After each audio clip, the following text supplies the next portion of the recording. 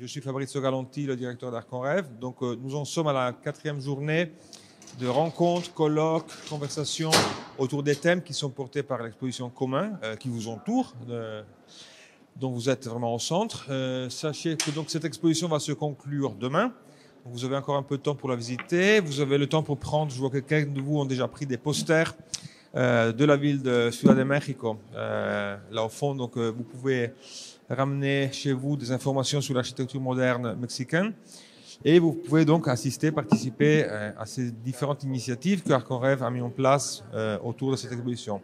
Donc notamment le premier colloque dont sera modéré par Christophe Katsaros autour du thème du logement, qui sera suivi aujourd'hui à 18h dans l'auditorium. Donc c'est la seule activité de cette marathon qui va ne pas se dérouler dans l'espace de l'exposition, où l'artiste de Chicago, Tonika Johnson, va nous présenter son travail justement sur les inéquités de race, les différences de classe sociale dans la ville de Chicago, à travers une série de films qui ont été produits par cet artiste, et en conversation avec Suzanne Eliasson, architecte, urbaniste, qui est la commissaire de l'exposition Métropole Jardin, qui se trouve à l'étage supérieur dans la Galerie Blanche.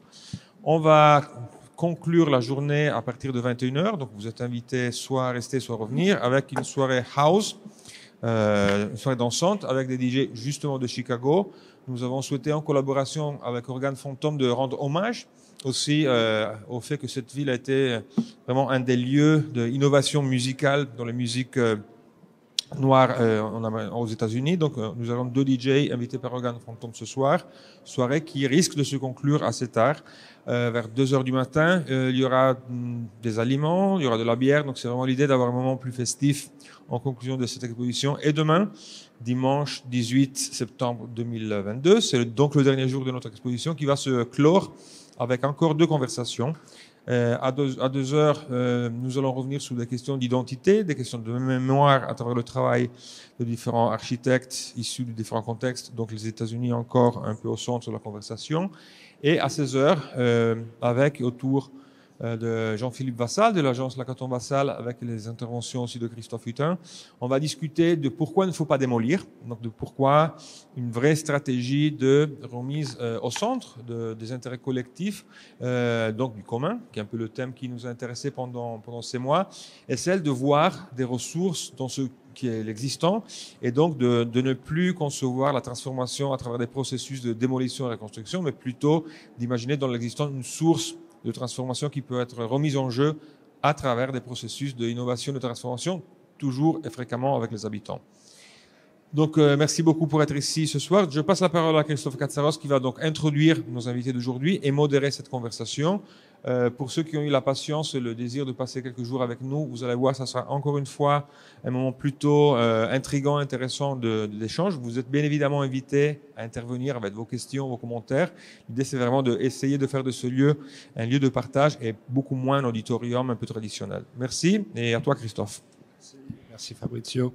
Alors, bienvenue à cette journée consacrée, on a appelé le logement en commun. J'ai déjà envie de changer le titre parce que je vais reprendre un peu une critique qui avait été faite par Patrick Bouchin sur l'usage du terme logement. On aurait mieux fait d'utiliser le terme habitat en commun. Pourquoi ? Parce que les 3 projets qu'on va vous présenter aujourd'hui, c'est vraiment des projets d'habitat. C'est-à-dire c'est des projets où l'acte d'habiter est constitutif du lieu et du rapport des gens avec le lieu qu'il habite. C'est pour ça qu'aujourd'hui, donc, on a 3 architectes, 3 projets et 2 habitants. Nicole Concordet n'a pas pu trouver d'habitants pour venir. Si, non, je plaisante. Non, c'est une plaisanterie. Donc, on va vous parler d'une très belle coopérative à Barcelone. On va reparler encore une fois d'un très beau projet de logement, d'habitat, on peut dire, locatif, conçu par les habitants ici à Bordeaux, le projet Locus Solus, dont vous avez sûrement déjà entendu parler. Et on va aussi parcourir avec Nicole Concordet, faire le récit un tout petit peu de ce qu'elle a conçu ici aussi à Bordeaux, à Claveau, et peut-être d'autres projets qu'elle envisage et qu'elle a en vue. Ce qu'il faut un peu essayer de mettre en place avant de commencer, c'est vraiment cette idée que l'habitat peut être abordé différemment que dans sa pure fonction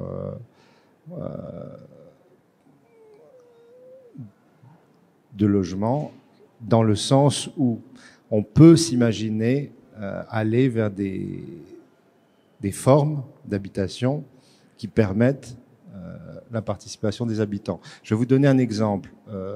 Avant de commencer, avant de donner la parole à Carles Beiges, l'architecte de la Colle, qui va nous parler donc de cette coopérative, je vais juste préciser un tout petit peu en quoi consiste une coopérative. Parce qu'aujourd'hui, on parle beaucoup de l'habitat coopératif, mais souvent on oublie de préciser quel est le fond du projet coopératif. Alors c'est une association, on peut dire, d'habitants qui ont des parts dans une coopérative, qui détient, on peut dire, les droits d'un immeuble, dont ils sont des usagers, mais non des propriétaires. Et ça, c'est très important.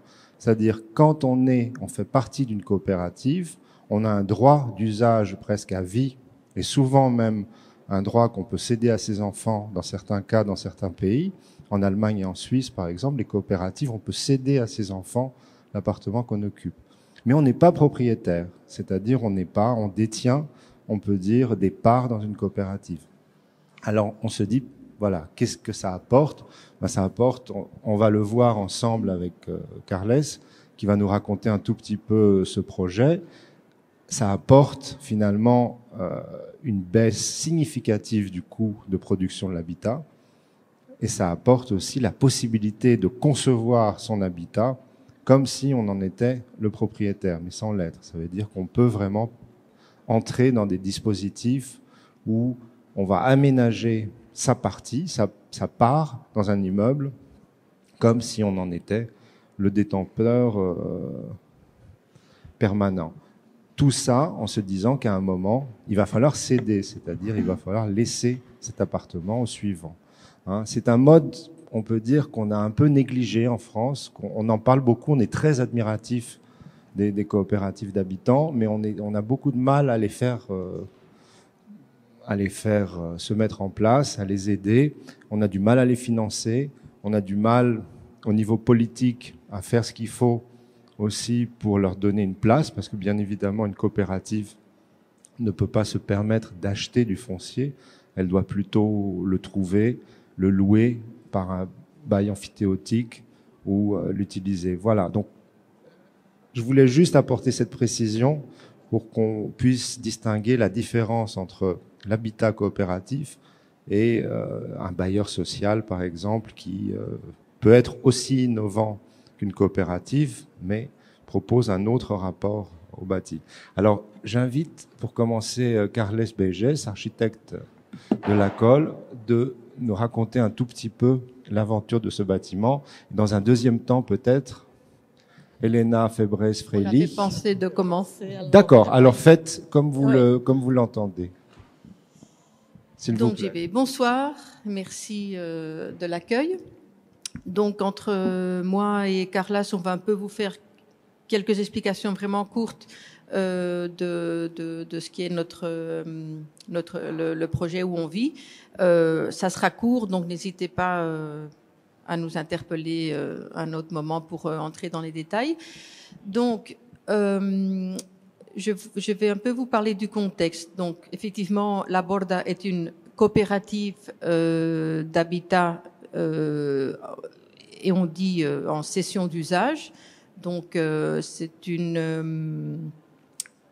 l'initiation donc de cette idée, c'est vraiment une initiative citoyenne qui en 2012 s'est trouvée dans une situation dans un quartier en concret, donc où est La Borda, qui est un quartier de Barcelone, donc. Qui demandait que les engagements de la mairie par rapport à une friche industrielle qui s'appelle Cambadio soit finalement mise en place et qui est vraiment les engagements de la mairie se voient le jour. Et donc il y a beaucoup de manifestations de quartier, beaucoup de mouvances de quartier. Finalement, ils ont obtenu ce qu'ils voulaient, et de cette, on va dire, énergie, de cette situation de demande de citoyenneté par rapport à des engagements municipaux est né un noyau donc de gens de quartier, des habitants de quartier et aussi des architectes donc de ce même quartier, donc fait par Carla, les architectes de la Colle, qui se sont dit ok, bon, on a réussi à voir cette friche industrielle se revitaliser. Qu'est-ce qu'on a encore comme problème? Ok, on a un problème vraiment grave d'habitat, surtout d'habitat social à Barcelone. Donc ils ont commencé à penser comment imaginer un modèle non spéculatif et qui résout quelques soucis importants qu'ont les habitants de Barcelone. Et donc est né le modèle, ils ont fait des recherches, Carla vous expliquera des détails, est venu donc un projet, un dossier de coopérative d'habitat en cession d'usage qui a été présenté à la mairie. La mairie, donc ça on est en train de parler de 2013, 2014, la mairie lui a semblé intéressant, c'était vraiment étrange parce que c'est la première fois en Espagne en tout cas qu'une coopérative d'habitat en cession d'usage apparaissait, il n'y avait pas d'expérience, donc on a vraiment commencé un projet ayant seulement des références internationales et pas locales. Donc au niveau administratif, au niveau mairie, c'était du chinois. Donc ils nous ont fait confiance au moment où et ça s'est démontré par ils nous ont dit voilà, ici il y a un terrain foncier, donc un terrain public dans cette même friche industrielle qui est donc prévu pour construire de l'habitat social. Si vous voulez, on vous donne à vous, donc qui venez avec ce projet, faire cet habitat social selon un peu les préceptes, les valeurs de ce modèle d'habitat particulier qu'on voulait mener à bien. Donc une fois le foncier est engagé et qu'on signe avec la mairie cet engagement et tout ça, donc ces gens commencent à se dire ok, ça va être réel. Ce terrain on peut construire un habitat d'au moins 30 foyers. Donc, ouvrons le projet à d'autres personnes que eux. C'était en fait, moi, j'étais pas dans le noyau initial, donc c'était une quinzaine. Donc, ils ont ouvert le projet pour accueillir une bonne vingtaine en plus de personnes susceptibles de pouvoir accompagner ce projet. Dans mon cas, donc je suis arrivée à ce moment-là, donc au moment où dans le journal est apparue cette alliance citoyenne administration pour faire ce projet, premier projet en Espagne d'habitat social sous ce modèle. Et la question était donc de travailler ensemble. Donc on était conscients qu'on était les promoteurs. Donc c'était nous toutes les gens associés. On était les promoteurs. Et c'est là qu'on commençait à prendre forme l'idée de comment on voulait que l'habitat soit, la forme et tout ça. Donc les architectes de la Colle nous ont aidés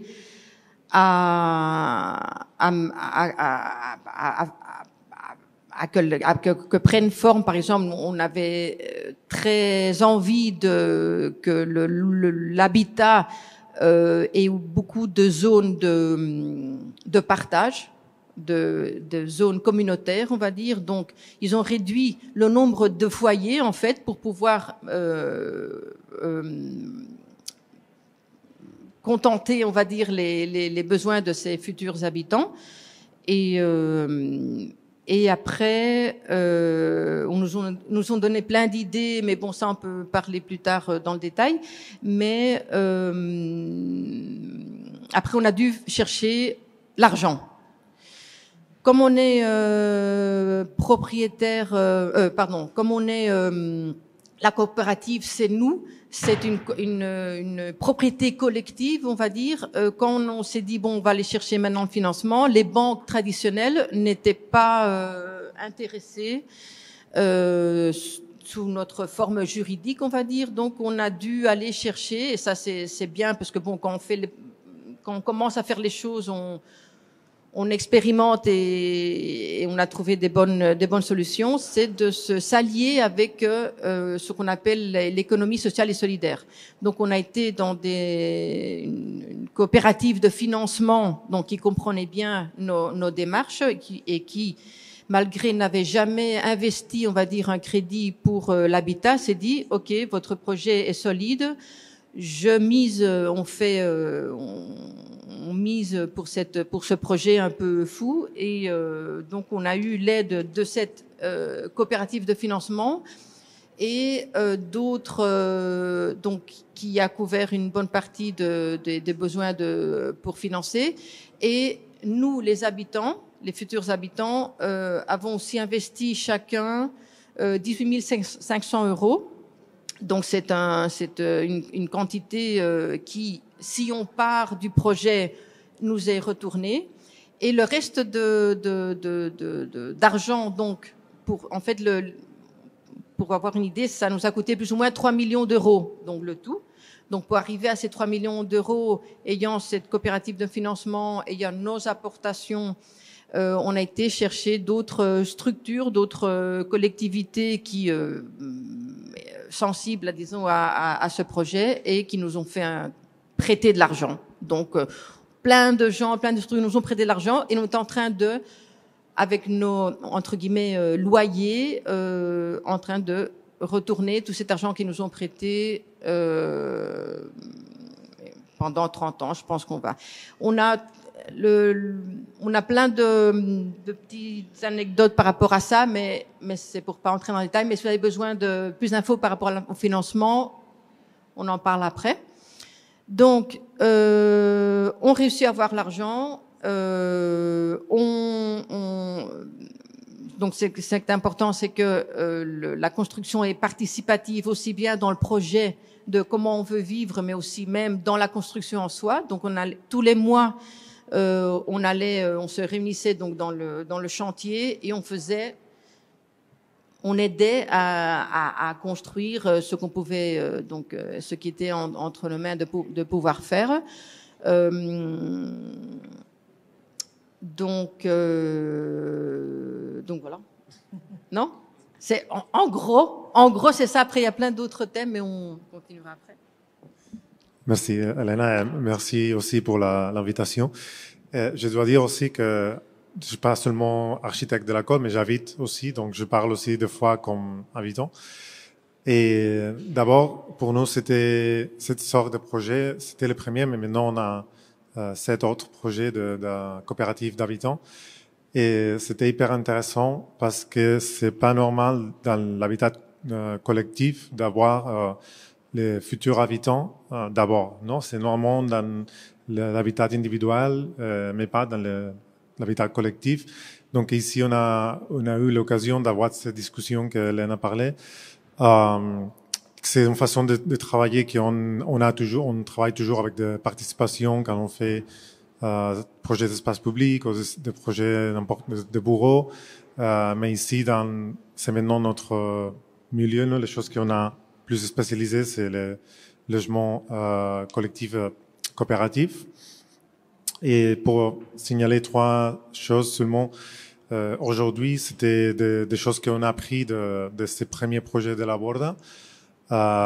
Ces participations des usagers, des habitants, comment réduire les programmes de logement collectif et toutes les choses que je ne veux pas réentrer au fond aujourd'hui, mais de durabilité et tout ça.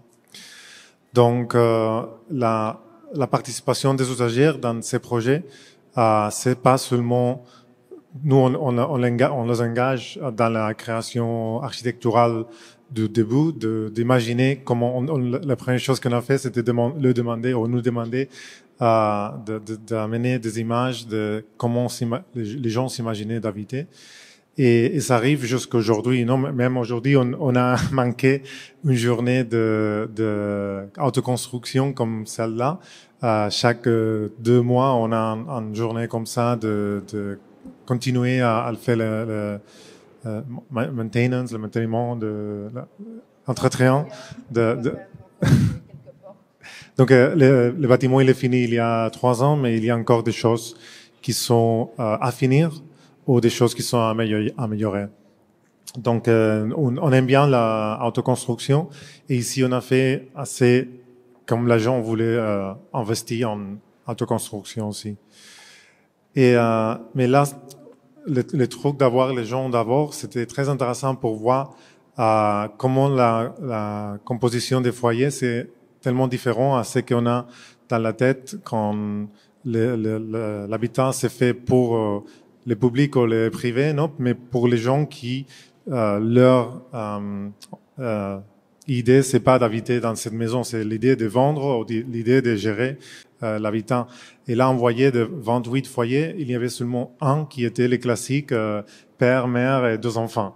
Tous les autres, c'était plutôt des gens qui habitent ensemble, en couple, des gens qui habitent seuls, non, qui sont la majorité en Espagne maintenant, mais on continue à faire des logements hyper grands avec beaucoup de chambres parce que ça donne plus d'argent. Donc, on a eu l'occasion de discuter avec les gens, qu'est-ce qu'on entend pour habiter, parce que c'est des fois on oublie, non, on pense que la maison c'est le lieu où on va dormir et manger et c'est tout, mais il y a plein de choses qu'on fait à la maison qui sont liées à la sécurité, à se nettoyer, à prendre soin d'un membre, prendre soin des autres, à s'amuser, à garder des choses, à même travailler, même avant de Covid, non? Il y a plein de gens qui travaillent à la maison. Donc, on a pris toutes ces choses et aussi des choses qui étaient liées à la maison, comme la mobilité, l'énergie, l'économie, tout ça. Et on a discuté où est-ce qu'on voulait mettre ça. Est-ce que ça, c'était quelque chose qu'on voulait faire au niveau individuel, de foyer, peut-être avec 3-4 foyers au niveau de la coopérative, ou peut-être c'était même pas nécessaire dans la maison parce que on a discuté par exemple debout, est-ce qu'on met une petite bibliothèque, mais on a une bibliothèque juste en face de nous, donc ça ne vaut pas la peine, non? Donc, ce qu'on a fait, on a réduit un peu le logement classique. On peut dire on a levé 10 mètres carrés de chaque foyer et on l'a mis en commun. Donc, on a 300 mètres carrés de ce qu'on appelle espace communautaire pour différencier des espaces en commun qui sont normalement les plus petits espaces possibles dans des logements collectifs, non, les escaliers, les machines, tout ça, et qui prennent moins la place. Ici, on a fait des espaces généreux pour de différentes activités. Dans ces cas, ce sont les usages qu'on a décidé de mettre dans ces projets, mais dans tous les autres projets qu'on a fait, c'est la communauté qui décide quoi pas mettre en commun. D'un côté, c'était une décision d'économie et d'écologie, non? Au lieu d'avoir 28 machines à laver, on a 2 industrielles et c'est suffisant. On avait peur de voir. En fait, au début, on avait encore une 3e machine à laver et on l'a enlevée cette année parce que c'était plus que suffisant, 2 machines à laver qui sont très grands et qui lavent plus efficacement. C'est plus efficient. On a une petite application pour réserver les temps, le moment de faire la machine à laver.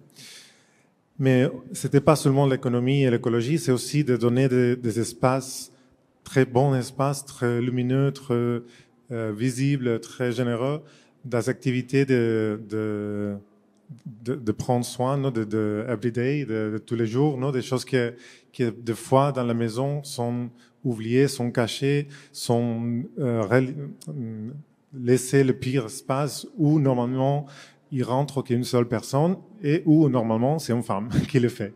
Donc ici on essaye de faire des choses qui sont plus visibles et que tu peux faire. C'est pas casuel et c'est pas un fait à propos. C'est comme ça. Le moment qu'on a pris les photos, il y avait les gens qui faisaient le stif et qui étaient avec leurs enfants parce que ça permet de ça, non?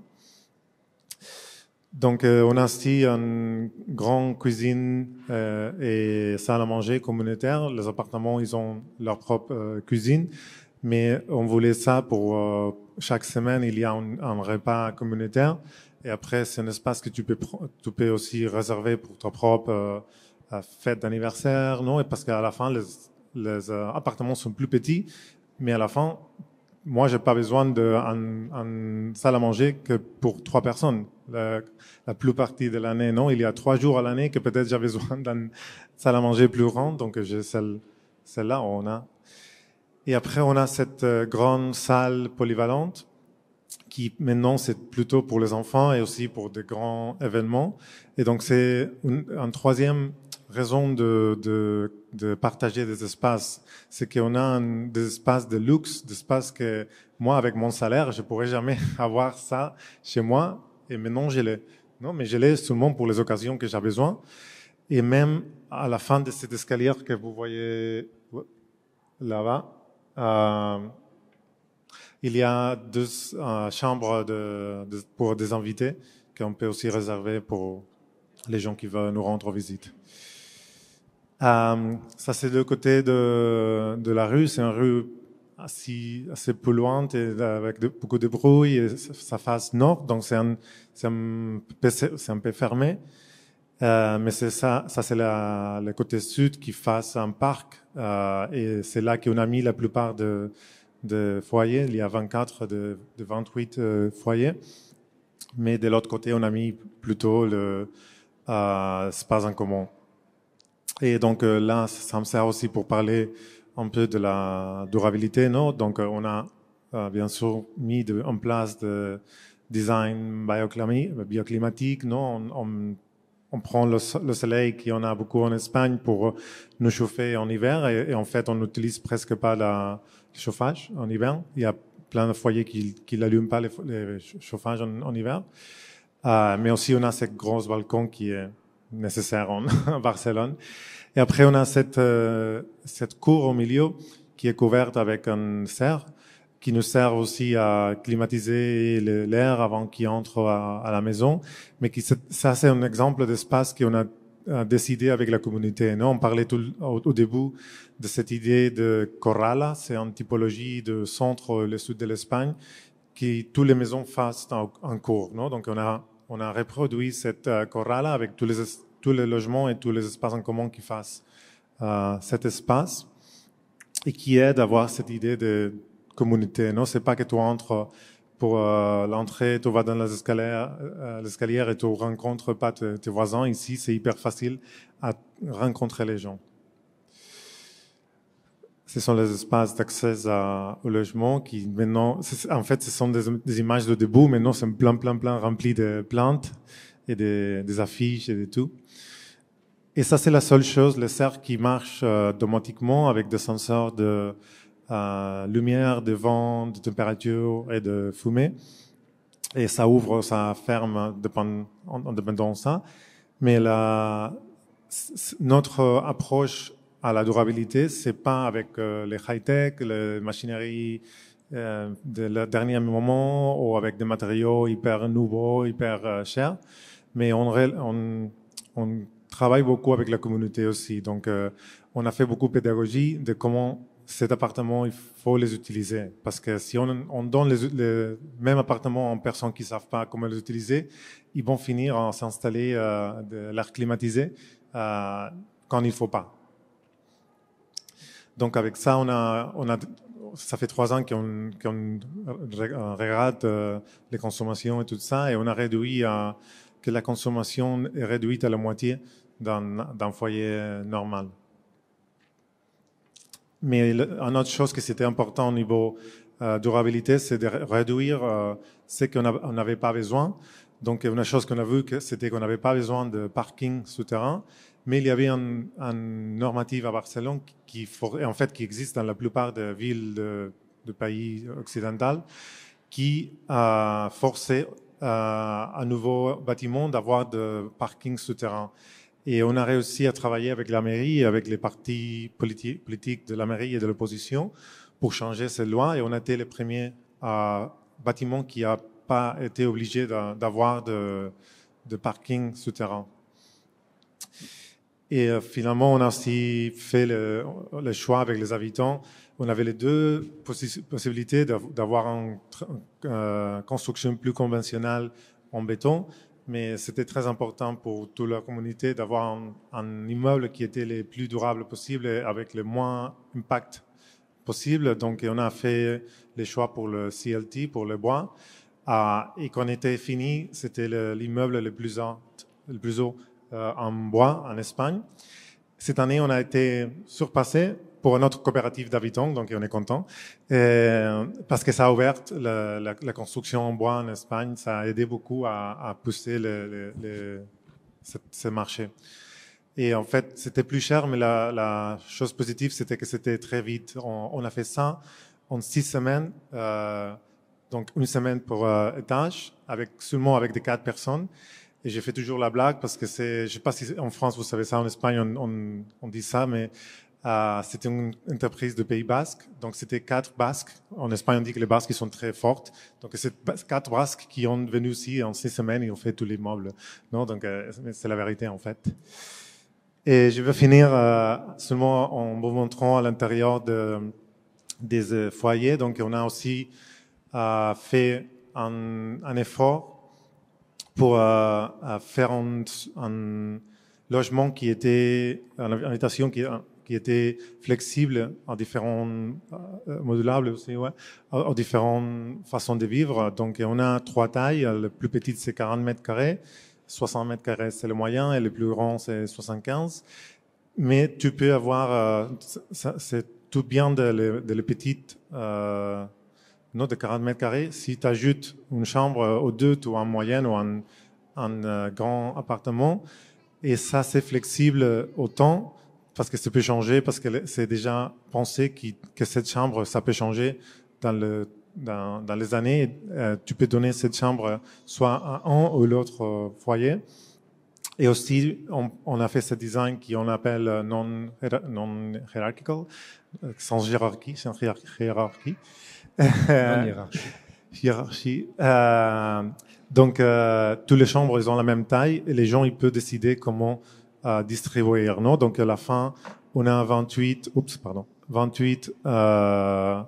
foyers qui viennent tous de la même départ, mais qui sont tous différents pour que les gens, ils ont décidé comment finir et qui sont déjà évolués. Il y a seulement en 3 ans, il y a déjà des gens qui ont fait changement de comment gérer le logement. Et on va seulement finir avec 2 choses. Disons que ce qui est sympa, c'est que heureusement, on n'est pas les seuls et que en 3 ans, il y a eu tout un réseau des nouvelles structures qui permettent d'améliorer aussi bien les relations avec le monde politique, financement et citoyens en général. Donc, par exemple, nous avons la fondation La Dynamo qui est née il y a 2-3 ans, très en contact avec nous. On a un peu fait naître ensemble cette structure qui est une fondation dont l'objectif est de permettre, non seulement d'informer aussi bien les administrations que les citoyens de qu'est-ce que la coopérative d'habitat en cession d'usage, quelles sont leurs valeurs et quelles sont les possibilités. Donc, non seulement ils arrivent à informer, mais aussi ils travaillent côte à côte avec les politiciens pour faire attention qu'il y ait tout le temps des améliorations, puisque c'est un modèle nouveau, au moins en Espagne. Il y a beaucoup de choses à prendre, beaucoup de choses à corriger, beaucoup de choses à faire attention. Et heureusement, il y a la Dynamo principalement, il y en a d'autres aussi, un réseau de structures qui veillent pour le bienfait de ces valeurs de cette coopérative et pour la défense, disons, de ce modèle. Et donc, non seulement on a ces structures qui nous aident et qui aident les nouvelles initiatives, mais nous sommes aussi très contents parce que ça, c'est donc un plan de coopératives qui sont en train de se construire ou sont sur le point d'être construites ou vient d'être construites. Donc il y en a, on est à combien? On en est à 19 et c'est seulement en Barcelone. Donc 19 seulement en Barcelone. Donc en 3 ans, Voilà. Et la majorité est sol public. Donc, il y en a 16 de ces 19, il y en a 16, c'est des terrains publics. Et 3 qui sont de la fondation même la Dynamo. Et donc on est très content que la mairie ait compris un peu le modèle et qu'on soit un peu une solution de l'habitat social. Madrid qui est en même lutte que nous, n'a pas réussi. Une seule coopérative en foncier public n'a pas réussi à avoir encore un seul exemple, parce que nous, ce qui nous intéresse, c'est que le sol ne soit pas privatisé. Donc on n'achète pas le sol à la mairie, mais on reste, on va dire, locataire pendant 75 ans de ces terrains.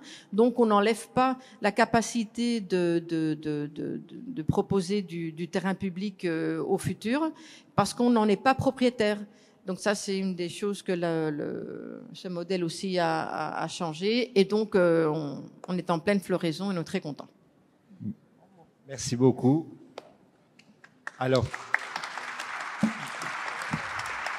il y a certainement plein de questions, surtout qu'on est dans un contexte de quelque chose qui nous donne très envie en France et qu'on ne sait pas encore faire. Et ce que vous venez de dire sur le fait que un projet est capable de déclencher après d'autres projets, c'est-à-dire de débloquer, on peut dire, au niveau politique, la faisabilité d'un mode d'habitat, ça c'est très intéressant, parce que ça veut dire que peut-être le jour où on va pouvoir, et il paraît que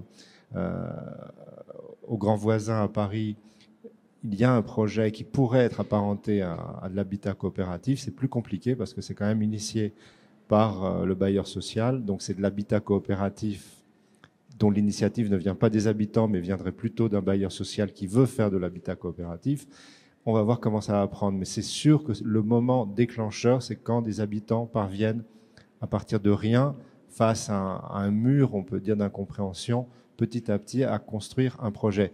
Avant de passer la parole au prochain projet, j'ai une question à vous poser qui a à voir avec le contexte. Parce qu'en Espagne, vous avez eu quand même la crise de 2008. Pour donner une grandeur d'échelle, le bâti non occupé au moment de la crise de l'éclatement de la bulle représente à peu près la superficie d'un département français. Hein, on parle du bâti non occupé. Hein, donc il y avait une pléthore, on peut dire, d'immeubles, des villes entières désertes, construites, neuves, inutilisées. Est-ce que ça a joué un rôle, ça a freiné, ça a empêché à un moment votre initiative d'avancer? Est-ce qu'on vous a dit, ou est-ce que vous êtes sûr de vouloir construire du bâti compte tenu de la situation? Je ne sais pas. Comment vous vous positionnez, vous, par rapport à cette situation d'abondance, on peut dire, d'un foncier non utilisé? Oui, en fait, dans les grandes villes comme Barcelone, ça n'a pas été un gros problème parce que les problèmes de logement et les prix de terrain, après la crise, ça a passé un peu, mais c'était toujours très difficile. Non, Barcelone, c'est une ville très dense et qui est finie déjà, donc c'était difficile d'avoir des immeubles ou des espaces. Donc, dans les cas de Barcelone, je pense que ça n'a pas trop changé, sauf qu'il a fait... C'était des projets comme Cambadio et ça qui ont une très forte pousse parce que c'était la crise de travail et crise aux différents niveaux. Non? Donc, je pense que ça a aidé les gens à s'organiser et à prendre eux-mêmes l'initiative de proposer. Ça a aidé. Et de l'autre côté, ce qu'on voit maintenant, c'est en Catalogne, on a une loi qui permet que ces bâtiments qui viennent d'être qui appartient à la banque parce que c'était un développeur qui est mort, qui fait faillite et qui est allé à la banque. Quand la banque veut vendre cet immeuble, le gouvernement, ils ont le droit de l'acheter au même prix. Et si le gouvernement ne le veut pas, il peut l'offrir à fondation coopérative.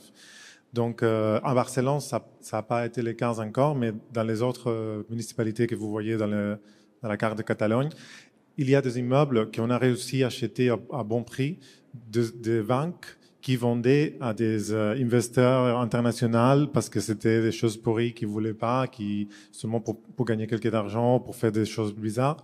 Et on a réussi à arrêter la vente et le mettre dans le logement social. Donc ça, malheureusement à Barcelone pour l'instant on n'a pas encore réussi parce que les prix c'est les prix que les banques veulent mettre. Mais dans les petits villages, en plus moyennes villes, on a réussi. Bon, merci beaucoup. Vous allez pouvoir poser des questions autour de ce projet. On va passer au deuxième projet qu'on va voir aujourd'hui. Donc, Sigrid Perret-Lahaye, qui est architecte chez EO, et va nous parler de Locus Solus. Donc, c'est un projet que vous connaissez, qui est ici à Bordeaux. C'est un projet qui a tout de l'habitat coopératif, on pourrait dire, dans sa façon de travailler avec les habitants. Dominique Datt, qui est habitante, va nous parler un peu de son expérience d'habitante, dans sa façon d'avoir été conçu avec les habitants. C'est pourtant un projet locatif, on est locataire de Locus Solus. Alors parlez-nous un tout petit peu de ce projet. Voilà, mais justement on s'est dit que c'était pas évident de parler de ce projet parce que finalement ce qui compte dans ce projet, c'est beaucoup ce qu'on ne voit pas. Donc on va commencer par ce qu'on voit. Ce que vous avez là sous les yeux, c'est l'image du projet aujourd'hui. Donc pour l'expliquer brièvement, en fait, on avait un parking qu'on a voulu conserver, sur lequel on a posé une grande dalle qui fait 2000 m², qui est une ferme urbaine, et sur laquelle, sur pilotis, on a une barre de logement traversant avec des jardins d'hiver qui s'ouvrent sur un bien commun, qui est un espace boisé classé, qui était vachement bien parce qu'il était au sud-ouest du projet dont on profite largement. Donc voilà à quoi ressemble le projet. Ça, c'est une photo du chantier qu'on aime bien parce qu'en fait, elle parle bien de ce qu'est ce projet. C'est une structure poteau-poutre, un squelette dans lequel on fait un peu ce qu'on veut. Et c'était un petit peu l'objet du projet. On a le plan où on voit la dalle qui fait 2000 m², qui est importante parce que c'était au départ un espace qui n'était pas prévu dans la programmation, mais qui est important parce qu'il est un petit peu ambigu. C'est une espèce de rotule entre l'espace public, la ville, et le logement. Et ça nous semble être fondamental dans les projets de logement. Donc là, on y trouve sur cette dalle donc la ferme. On a une salle polyvalente qui est gérée par Aquitanis, des celliers, une maison d'assistance maternelle, un espace commun aux habitants, une chambre relais, et puis un grand local technique, parce que c'est important, les locaux techniques dans un bâtiment. Au-dessus, on a les logements, donc on voit que ces logements sont traversants. On peut deviner peut-être un peu que les plans sont jamais tous les mêmes. Ils sont donc dédoublés de jardins d'hiver vitrés qui font 3 mètres de large, et à l'arrière, on a des coursives qui sont aussi larges, 2 escaliers et un ascenseur, parce que ça faisait partie de l'économie du projet. Donc après, dans ce projet, ce qui va compter finalement, c'est tout ce qu'on ne voit pas. Et on a assisté à ce qui s'est dit ici jeudi après-midi. Et vous parliez d'invisible. Et en fait, on s'est dit, c'est exactement ce projet, quoi. Ce projet, c'est finalement tout ce qu'on ne voit pas, ne veut pas voir. Et c'est ce qui nous importe ici. Donc il y a d'abord le Grand Parc. On est au Grand Parc, donc c'est une cité qui est à Bordeaux, HLM d'après-guerre. Et c'est vrai que cette cité, ça fait partie des endroits dont on a pu évidemment parler c'était une tabula rasa, mais l'idée aussi pour nous, c'était de ne pas en faire une seconde et de se dire aussi que c'est des projets qui ont été dissimulés dans les années 80 et qui sont aujourd'hui renouvelé notamment par le projet du GHI que tout le monde connaît avec Aquitanis. On avait aussi dans ce projet quelque chose qu'on ne voyait pas forcément, c'était un parking. Donc ça, c'est justement l'état initial du projet au début. Et nous, on a un chien bizarre avec une drôle de tête, avec lequel on se balade beaucoup. Et ça nous permet souvent de rencontrer des gens qu'on ne rencontrerait pas normalement. Et donc, on s'est rendu compte que sur ce parking, c'était pas qu'un parking, c'était plutôt finalement une cour intérieure dans laquelle il s'y passait des choses. Il y avait des gens qui réparaient leur voiture, il y avait une école, des gamins, etc. Donc, on s'est dit une chose, c'est que ça, on voulait absolument le conserver. Et puis, dans ce qui est parfois invisible, ce sont les maîtrises d'ouvrage. Et là, pour le coup, elle fait vraiment partie du projet. On a l'habitude de dire que c'est un projet de maîtrise d'ouvrage, puisque ça, c'est la phrase qui nous a été livrée par Bernard Blanc, qui était à l'époque directeur général d'Aquitanis, qui est là ce soir, et qui justement disait de ce projet, ça n'est pas un projet de logement, c'est un projet d'habiter. Donc on comprenait bien que ça allait pas être comme d'habitude. Et c'était pas comme d'habitude parce que justement, on a commencé à travailler avec les habitants. Donc Dominique Datte les représente aujourd'hui. Et ça paraît complètement fou en fait de se dire ça, mais finalement, il faut comprendre que la production de logements aujourd'hui se fait sans les habitants, c'est-à-dire sans ceux qui les occupent, sans les usagers. C'est quand même assez incroyable. Donc les bâtiments aujourd'hui se font sur des cahiers des charges moyens qui ont été revus, corrigés par les maîtrises d'ouvrage. Et donc voilà comment se font les bâtiments. Donc nous, on a travaillé avec des habitants. On a eu envie de montrer ce gâteau parce qu'en fait le travail, ça a été principalement de la palabre, du récit. Il s'agissait pas non plus que l'habitant devienne architecte. Chacun était à sa place, mais tout ça a été traversé par un dialogue qui était permis par un médiateur, qui était aussi important dans ce projet. Et puis, dans ceux qu'on ne voit pas, il y a aussi des ouvriers. Il y a en gros, un bâtiment, un projet, c'est finalement énormément de gens. Et là où c'était assez incroyable au Locus, c'est que finalement, tous ces gens-là ont pu se rassembler. Il y a eu des repas de chantier, comme il peut y en avoir d'ailleurs quand on travaille en maîtrise d'ouvrage privée. Mais en public, c'est plutôt rare. Et là, tout le monde était là autour de la table. Donc la maîtrise d'ouvrage, le bureau d'études, le bureau de contrôle, les habitants, les ouvriers. Et ça, évidemment, c'est des moments importants parce que ça veut dire que il y a une forme d'empathie nouvelle entre ceux qui font faire, etc. Donc forcément, ça donne lieu à des échanges qui, après, ne pourront plus jamais être les mêmes. Ça, c'est une première image du projet. Là aussi, décidément, l'après-midi de jeudi nous a un peu marqué. Il s'agissait à un moment donné de dessins. Et c'est vrai que c'est difficile de représenter les choses. Ça, c'est un premier dessin, mais plutôt avec un E, qui est une intention, en fait, du projet. Donc, d'une image un peu floue, qui, finalement, mettait en place les grandes intentions de ce projet et dans lesquelles, finalement, les habitants devaient trouver leur place. Et ce qui est important aussi dans cette image, c'est que, finalement, elle rassemble un autre invisible qui est le collectif. En fait, c'est assez bête là aussi, mais finalement on se rend compte que quand on parle de collectif, on ne parle jamais du collectif, qui est aussi un groupe social qu'on a justement pu construire avec les habitants avec qui on a travaillé, et ça c'est super important. Alors on va continuer par une petite visite du bâtiment. On retrouve le parking du début auquel on est attaché, parce que ce parking, ça a été aussi une grande ressource financière dans ce projet, parce que souvent dans les projets, il y a des parts de VRD qui sont considérables, et donc on a finalement récupéré cette part-là pour en gros la réinjecter dans le projet. Donc en gros, il est un peu comme il était avant, simplement couvert, avec une ambiance de sous-bois qu'on a voulu mettre en place. On retrouve un peu les enfants du début, qu'on avait un peu perdus en cours de route, parce qu'on a tellement voulu les protéger quand on travaillait avec les habitants, qu'on avait pris quelqu'un qui s'occupait des enfants. Donc en fait, on s'est rendu compte à la livraison du chantier que finalement, on n'avait jamais demandé l'avis des enfants dans ce projet. Et ils sont réapparus de manière un peu magique à la livraison du projet. Et par contre, ce sont les premiers à s'être emparés du projet. Donc ça, c'était... voilà l'ambiance de sous-bois qui arrive un peu après. Toujours les enfants. C'était assez incroyable aussi, parce que dans ce projet, c'est aussi l'histoire du déjà là, de tout ce qu'on avait avant, ce parking, ces pratiques, les gens qu'on avait autour de nous.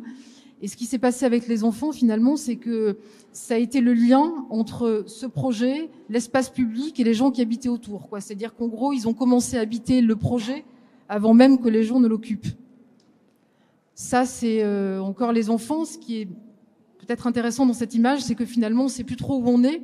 Est-ce qu'on est dans un bâtiment? Est-ce qu'on est dans une rue, dans un espace public? Et c'est ça aussi qui nous intéresse dans ce projet.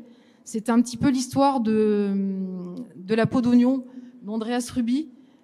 Pour ceux qui ne le connaissent pas, c'est un critique d'architecture qui est assez incroyable et qui est vraiment très intéressé par la question sociale des logements, en nous expliquant d'ailleurs que dans le logement social, il y a social, et souvent c'est trop oublié. Et c'est ça aussi qui nous intéressait dans ce projet, c'était finalement de se dire qu'un projet de logement, Ça n'est pas une résidence, c'est pas de se résidentialiser, mais c'est au contraire de s'ouvrir et de finalement ne plus trop savoir où l'on est. Et évidemment d'avoir du coup dans ces pots d'oignon des tas d'espaces de transition entre son logement et l'espace public. Ça, c'est une incongruité parce que dans un projet, il y a plein d'histoires. Là, il y en a beaucoup dans celui-là, mais celle-là, c'est juste une anecdote parce que souvent, il y a des problèmes réglementaires. La question, c'est de savoir comment les régler. Donc, il y avait une première solution, c'était de mettre un garde-corps parce que pour les personnes malvoyantes, on ne peut pas avoir d'espace accessible avec une hauteur inférieure à environ 2 mètres. Et donc, il fallait mettre un garde-corps sous l'escalier. Ça nous embêtait un petit peu. Et puis, à Aquitanis, ils n'étaient pas trop d'accord non plus parce qu'ils se disaient derrière, il va y avoir des canettes, des machins, ça va être un peu dégoûtant. Et donc, du coup, on a proposé comme ça de faire une espèce de petite montagne de bitume, qui du coup est une curiosité maintenant dans le projet.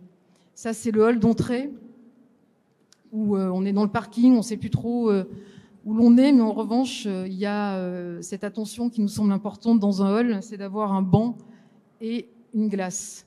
Là, on arrive sur la dalle, c'est des images, celles-là, qui ont été faites juste après la livraison ou en fin de travaux, donc il n'est pas encore habité. On voit la dalle qui apparaît et puis la serre qui est un espace commun. Ce qui est intéressant dans cette serre, c'est qu'elle est gérée aujourd'hui par les habitants qui ont monté une association, Locus Solus, et que pour tous ceux qui adhèrent à cette association, ils ont le bénéfice de ce petit espace qui est quand même assez luxueux. L'idée étant aussi que dans ce projet qui est quand même assez incroyable de par les conditions de la commande, de faire aussi que ce soit pas une petite île au milieu des autres, mais que ce soit aussi des espaces partagés. Ça, c'est la dalle avec le lampadaire. En fait, ça nous amuse de dire qu'on a construit le bâtiment autour du lampadaire, comme si on avait tout gardé. Mais au-delà de ça, l'idée, c'est que le lampadaire, qui avait peut-être au départ un statut autoroutier, aujourd'hui, c'était un petit peu la figure du film de Tati, où il y a ces bouquets comme ça qui ressemblent à des grappes de muguet, et donc qui éclairent la dalle les jours de fête. Ça, c'est la dalle donc qui est occupée aujourd'hui par une ferme urbaine. Ce qui est intéressant, c'est qu'elle est parcellisée de parcelles individuelles, donc il y a une grande variété d'espaces. Là, donc on y voit des gens cultivés. C'est important aussi de se dire que quand on parle du collectif, on n'est pas obligé de penser tout collectif, mais que l'individuel peut retrouver sa place et que c'est normal. Ça, c'est le Loki, donc c'est une salle polyvalente. C'est un petit espace, un équipement assez luxueux quand même, qui est géré par Aquitanis et qui est ouvert aux habitants, aux assos du Grand Parc.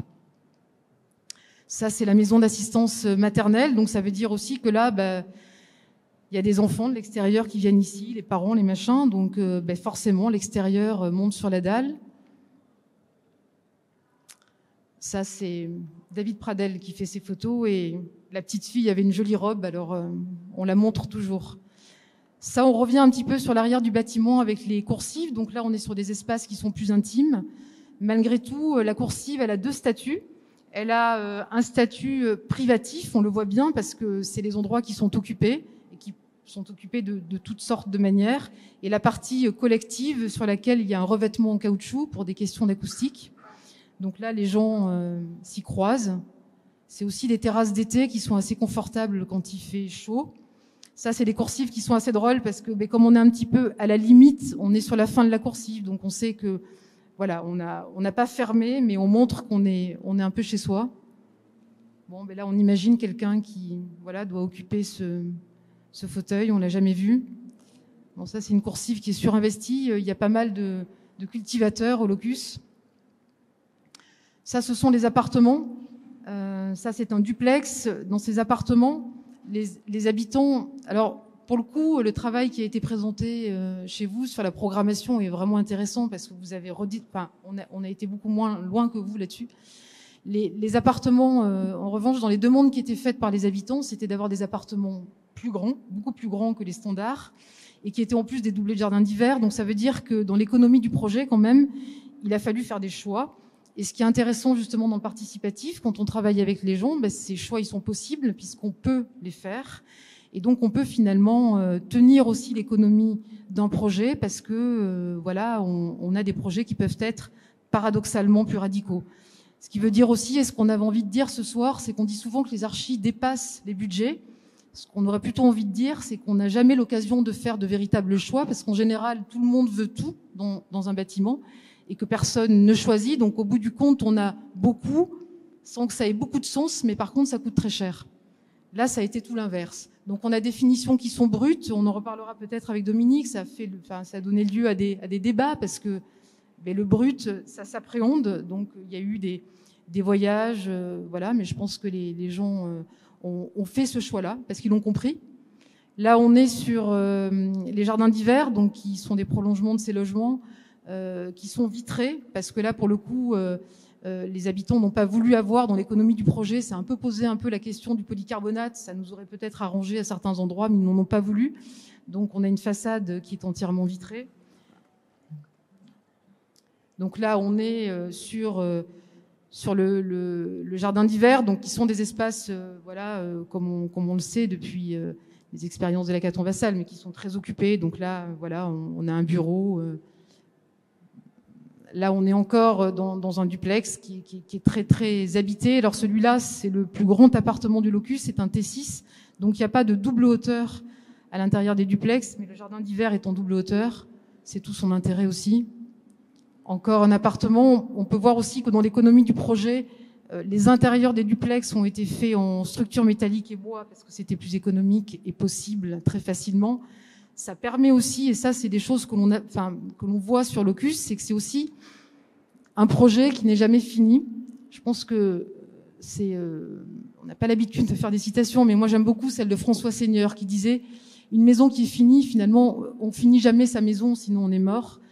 Et c'est vrai qu'au Locus, on se rend compte que dans la mesure où les gens ont pris possession de ce bâtiment tout simplement parce qu'ils l'ont fait, parce qu'ils l'ont conçu, c'est aussi un projet qui évolue sans cesse. Et les appartements évoluent aussi à l'intérieur. On a là en ce moment un habitant qui a fait la demande de l'agrandissement de son duplex, ce qui est possible dans les espaces en double hauteur. On revient sur les enfants et sur la dalle qui se relie par une rampe sur l'espace public. Ça, c'est la façade du bâtiment sur coursive qui est scalée avec une esthétique dont on pourrait débattre, mais en tout cas, elle montre bien une certaine vérité des choses. Voilà, il y a rien d'autre que ce qui est indispensable. Bruno Fortier, l'architecte au conseil de la ville de Bordeaux, disait que ce bâtiment n'avait que la peau et les os, mais finalement, ça nous allait plutôt bien. Je ne sais pas si c'était un compliment pour lui, mais ça, c'est la façade donc sur les jardins d'hiver que l'on montre telle quelle, qui est habitée. Donc c'est vrai qu'elle est voilà, il n'y a pas de règlement intérieur, en tout cas pour les balcons, pour tout ce qui peut être vu. Et enfin, une vue depuis la ferme. Juste une dernière chose qu'on voulait dire, en fait, ce bâtiment, au début, finalement, il n'était pas vraiment perçu, visible, non pas que ce soit quelque chose d'exceptionnel, parce que ce que l'on souhaitait dire aussi, c'est qu'au bout du compte, dans cette histoire que l'on raconte, c'est finalement assez banal et assez normal.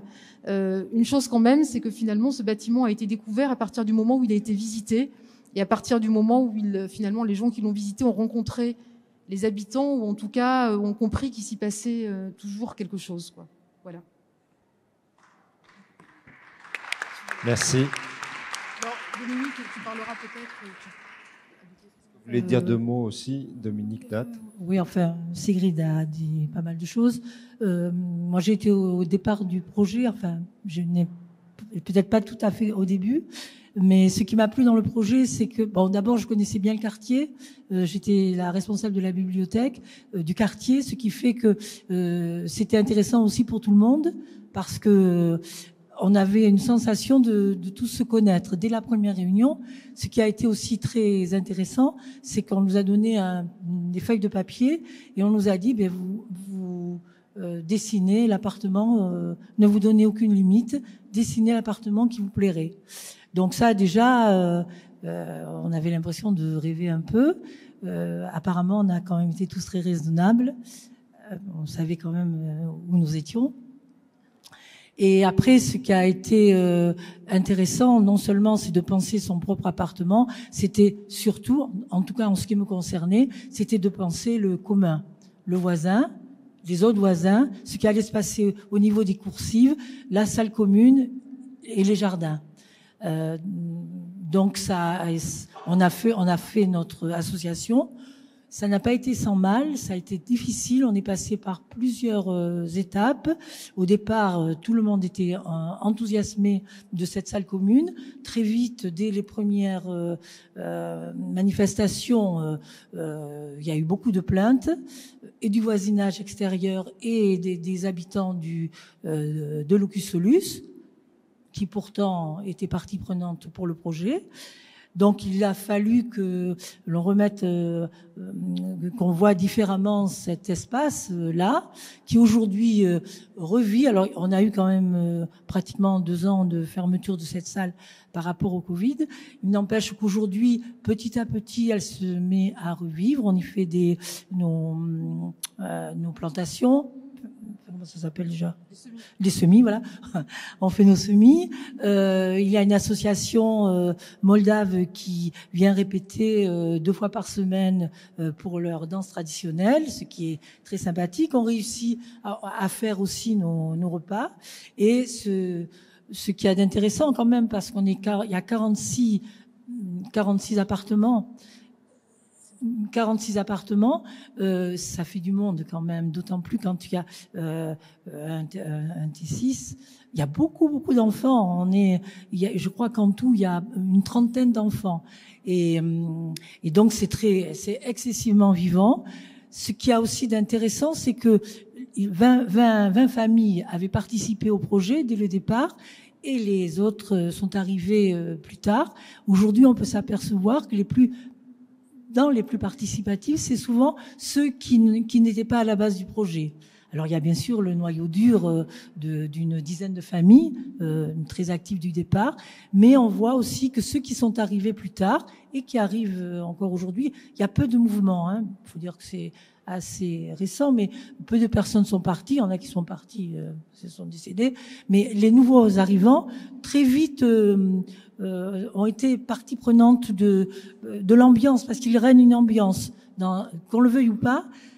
Même si des fois il y a des problèmes de voisinage, il y a vraiment, d'ailleurs ils le disent, on sent que les gens sont contents d'être là, et surtout tout le monde se dit bonjour, demande des nouvelles. Ouais. Il y a quand même une ambiance, qu'on le veuille ou pas. Voilà. Après, vous pouvez me poser les questions que vous voulez. Alors on va poser des questions. D'abord, 2 choses. Avant de passer la parole à Nicole Concordet, j'aimerais vous poser une question qui a à voir avec l'exemplarité de ce projet. C'est-à-dire, on voit bien que c'est un projet, on peut dire, qui coche toutes les cases et qui est en quelque sorte parfait. Mais voilà, c'est peut-être vous n'avez pas la réponse. Pourquoi il y en a pas-t-il 15 aujourd'hui à Bordeaux? C'est-à-dire pourquoi, et si Bernard Blanc, qui a été identifié dans le public, a envie de répondre, il est le bienvenu qu'il le fasse. Mais pourquoi aujourd'hui ce projet reste-t-il un peu solitaire? C'est-à-dire locus solus, mais aussi solitaire dans son exemplarité, à votre avis? C'est ce que je disais, c'est que d'une certaine manière, ce projet n'a rien d'extraordinaire. C'est-à-dire que ce qui est extraordinaire, c'est effectivement qu'à un moment donné, une maîtrise d'ouvrage ait décidé de se dire, oui, mon rôle de bailleur social, c'est aussi je ne fais pas des logements, c'est autre chose, quoi. Et ça veut dire que il faudrait tout simplement qu'il y ait d'autres maîtrises d'ouvrage qui décident de travailler comme ça. On peut demander peut-être à Bernard Blanc ce qu'il en pense, mais moi, ce que je peux dire, c'est que pour le coup, l'architecte, je dis pas qu'il n'a pas sa place, mais je dis que finalement, ce qu'on a fait là, c'est assez normal dans notre métier que de travailler avec des gens, avec un site et dans une économie de projet. Après, il peut y avoir différentes manières de le faire, peu importe. Mais la vraie question, c'est la question de la commande, et puis après de la répartition de la commande. Mais de la commande, c'est que des projets comme ça, il y en a pas. Et ce projet-là, et c'est un peu triste, se visite. Je pense, plus il se visite, plus il est aimé, et pour autant, il n'y en a pas d'autres. Très bien. On va pouvoir discuter de tout ça, et je vous laisse mûrir un tout petit peu vos questions. D'abord, on va passer la parole à Nicole Concordet, qui va nous parler un peu de Claveau. Ah, je sais pas. Non, pas forcément, en fait. Oui, pourquoi? C'était décrété que je parlerais de Claveau. Non? Ah, d'accord. Non, en fait, je voudrais juste faire une grosse improvisation, parce que est-ce qu'on peut quitter ce truc-là? On peut pas. J'ai le fil. Ah, ok. En fait, moi, j'essaye toujours de faire en sorte que là où on est, peut-être les choses peuvent changer un peu. Et donc, vu le contexte, j'arrive à la fin. En fait, j'ai bien compris que là, je parle à vous, mais aussi à vous, que je suis la dernière intervenante en fait de tout le truc là sur le commun. Alors du coup, j'ai repris le programme. Et là, j'ai vu quand même qu'il y avait un paquet de sujets où j'aurais pu intervenir aussi. Genre les milieux habités, ça aurait pu cocher la classe Claveau. Pourquoi ? Parce que ça se passe sur un territoire de 18 hectares et que la question du jardin se pose et ce qu'on donne à voir et comment la vie sociale prend place dans la nature. Ensuite, l'attention à l'autre, ça c'était pas mal aussi comme sujet, j'aurais pu y participer parce qu'en fait tout le projet en fait d'accompagnement sur Claveau, c'est un site occupé. Donc 245 maisons, donc autant vous dire multiplié par 2, 3, 4, donc ça fait quand même une belle petite population à fréquenter et à essayer de connaître sur le temps long, puisqu'on y est resté quand même 7 ans. Ensuite, les outils communs, oui, j'aurais pu aussi faire une proposition sur les outils communs à travers Claveau, puisque les outils communs, c'est tout ce qu'on a mis effectivement en place pour pouvoir travailler collectivement avec chacun et faire en sorte qu'il y ait une forme de participation, mais au sens prendre part par chacun. Donc quand je dis prendre part, ça peut être des étudiants, ça peut être le bailleur social, ça peut être les habitants, ça peut être nous, ça peut être vous, ça peut être des visiteurs, ça peut être énormément de personnes. Comme je vous le dis, c'est un territoire assez vaste, donc c'est comme si c'était un petit village. La dernière, c'est l'espace. Ah oui, et puis oui, l'espace public en commun. Là aussi, j'aurais pu y répondre puisque, comme je vous le disais, c'est 245 maisons donc individuelles. Donc on n'est pas du tout sur un cas de figure de logement en collectif comme on voit ici, et donc on a un territoire qui est avec énormément d'espace public qui est aujourd'hui très peu investi par ses habitants, et on peut se poser la question de pourquoi et qu'est-ce qui pourrait faire en sorte qu'il y ait une forme d'investissement dans cet espace public, puisque finalement tout le monde s'en désintéresse, enfin voudrait s'y intéresser, mais il y a une espèce d'interdit qui s'est établi, et j'aimerais bien qu'on arrive, enfin tout le projet, à essayer de faire en sorte qu'on lève un petit peu toutes ces barrières. Et oui, hier il y avait les espaces créatifs en commun. Là également, d'ailleurs je vais finir par ça.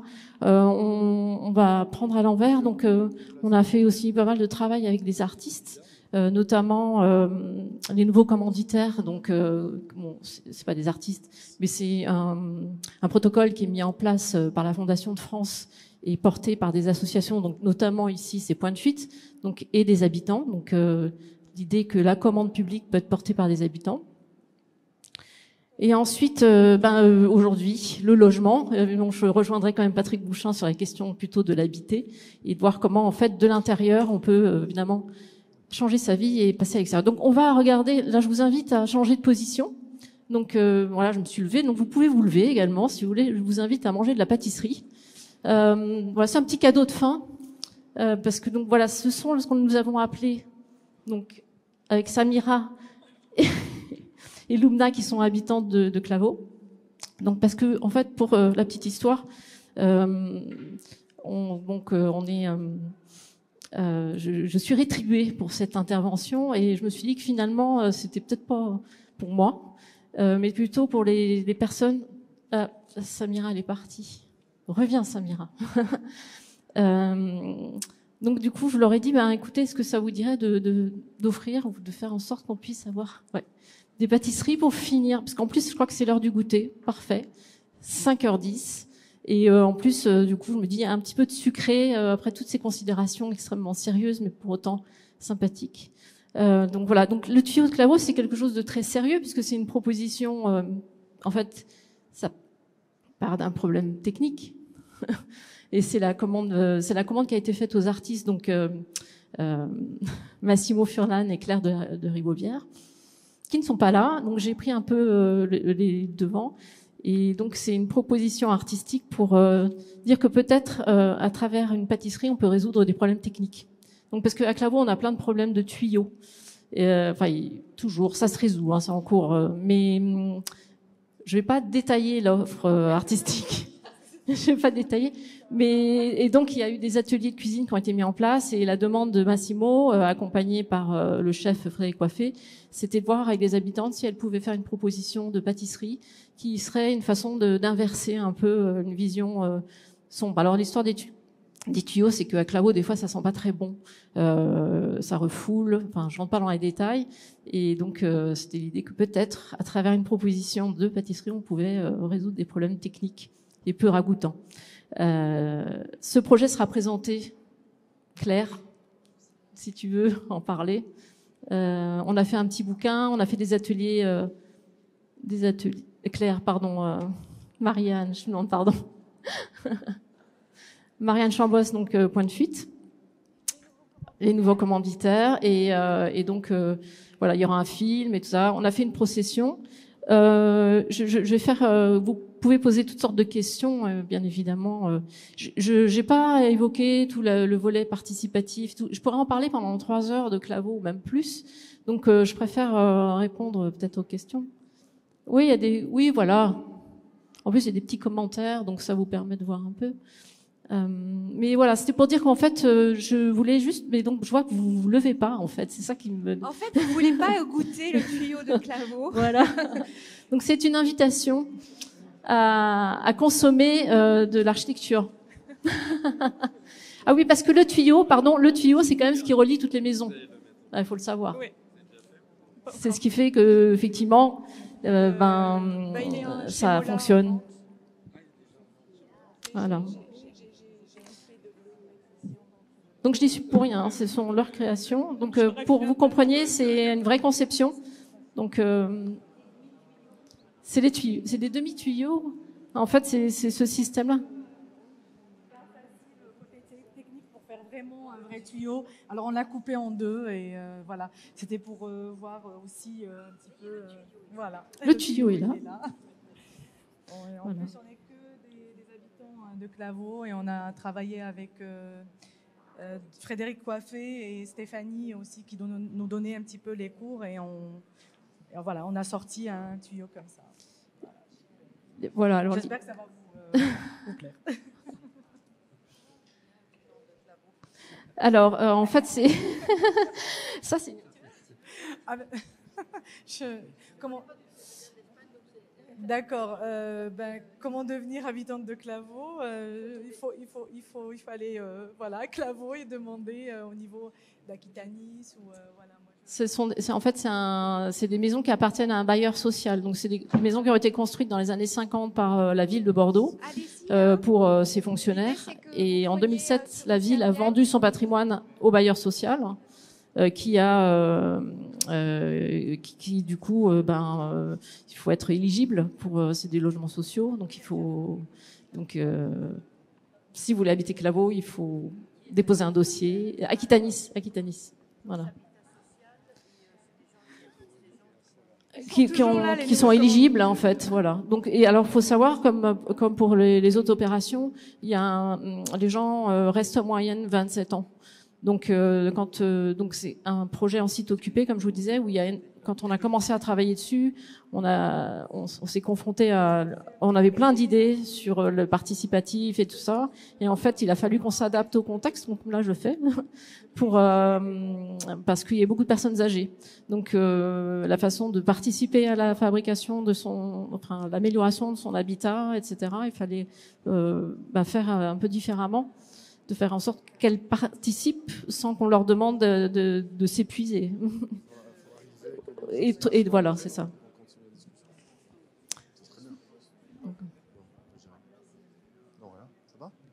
Alors, par rapport au commun, ah oui, si, il y a un truc que je voulais dire, parce que moi, ce que je trouve assez touchant dans cette souhait de faire un événement sur le commun, c'est que je pense que c'est un peu notre planche de salut, le commun. C'est-à-dire que, en gros, et c'est là où c'est intéressant, c'est que tout est en commun finalement. Donc finalement, je me dis, on a peut-être plus de choses en commun que de choses en divergence. Et c'est une position très écologique, à mon avis, et sociale, écologique, enfin avec une approche sociale. Et que pour moi, si je dois militer aujourd'hui en écologie, ce serait de faire en sorte qu'il y ait davantage de communs pour qu'il y ait une prise de conscience de ce qui nous entoure et qu'il faut bien préserver. Voilà.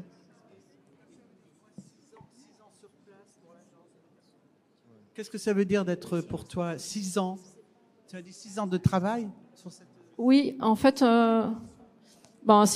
on était sur place comme pour la colle. C'est important d'habiter et en fait pour être identifié et pouvoir partager, échanger les conversations en dehors des réunions, par exemple, créer des circonstances en fait non prévues en fait.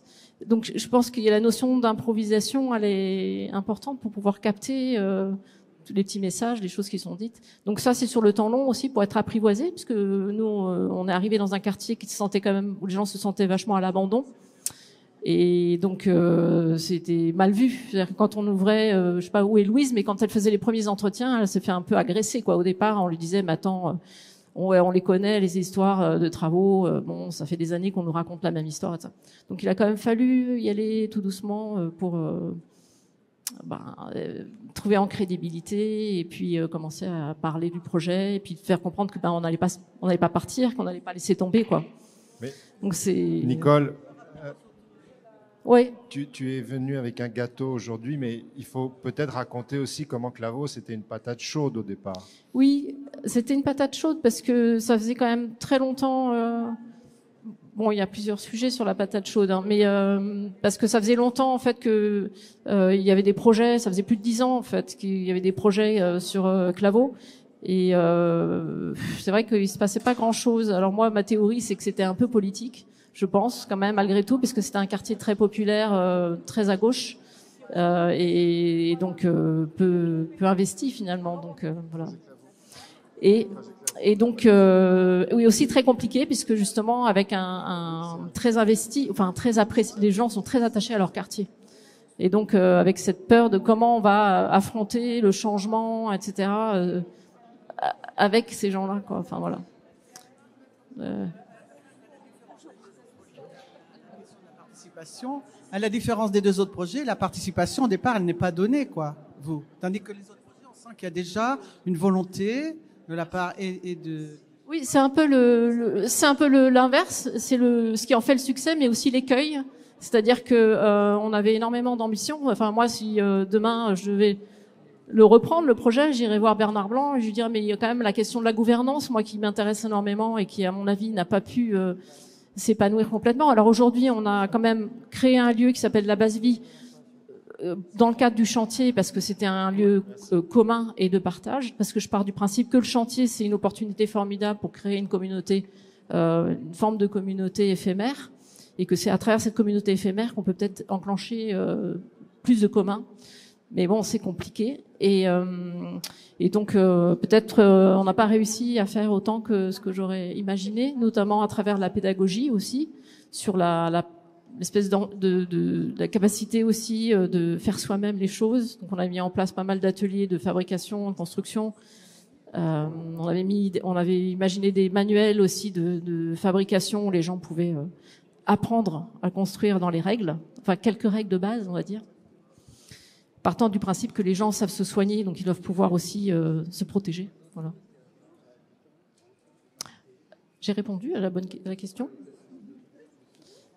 Voilà. Oui. Tu veux dire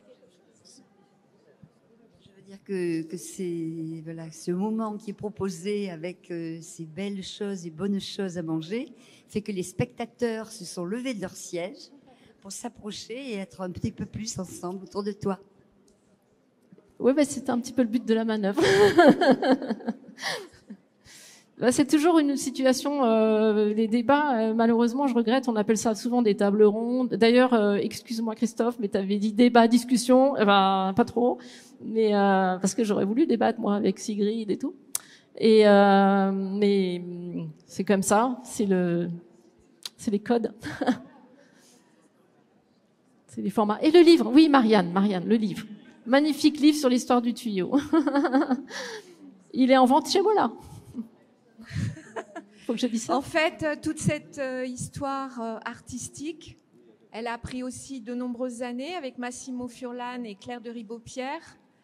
Et c'est une commande nouveau commanditaire. Ça veut dire, comme l'a expliqué Nicole, la demande vient des habitants eux-mêmes. C'est-à-dire, qu'est-ce qu'on a envie aussi comme forme d'art. Et là, en l'occurrence, ça a été une œuvre, on va dire, protéiforme, une recette de cuisine, une procession dans Claveau, Voilà. un livre écrit à plusieurs mains avec des habitants. La recette est dans le livre, donc achetez le livre.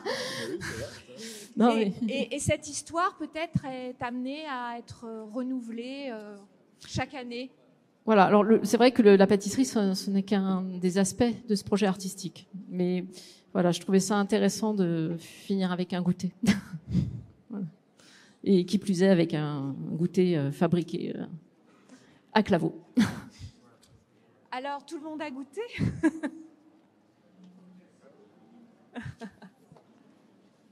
Mais il en reste. Moi, je vais en manger. Vous pouvez abuser, hein. Vous pouvez en manger 1, 2, 3, 4. Vous voyez, il y a de la longueur de tuyau à volonté. Nicole, je salue ton sens du désordre. D'avoir Pardon, excusez-moi. déconstruit cette Mais en fait, discussion. le désordre, alors je me souviens très bien de Bernard Blanc au début du projet qui me disait « Je comprends pas trop ce que tu fais, mais bon, je te laisse faire. » Mais bon. Non, c'est vrai, t'as dit ça? Je t'ai vu, hein. Je te voyais errer en disant « Mais qu'est-ce qu'elle fabrique ?» Des fois, on fait des choses et puis après, ça... Bon, on va ça peut-être prend le quand temps. même combiner cette dégustation Avec des vraies questions? avec des questions, parce que l'idée, c'était quand même que... Retournez à vos places. Non, on peut discuter comme ça. On va faire circuler un micro, puisque tout le monde s'est levé et tout le monde est debout. On peut faire comme ça. Regardez, on va faire comme chez la mariée, là, où on le jette.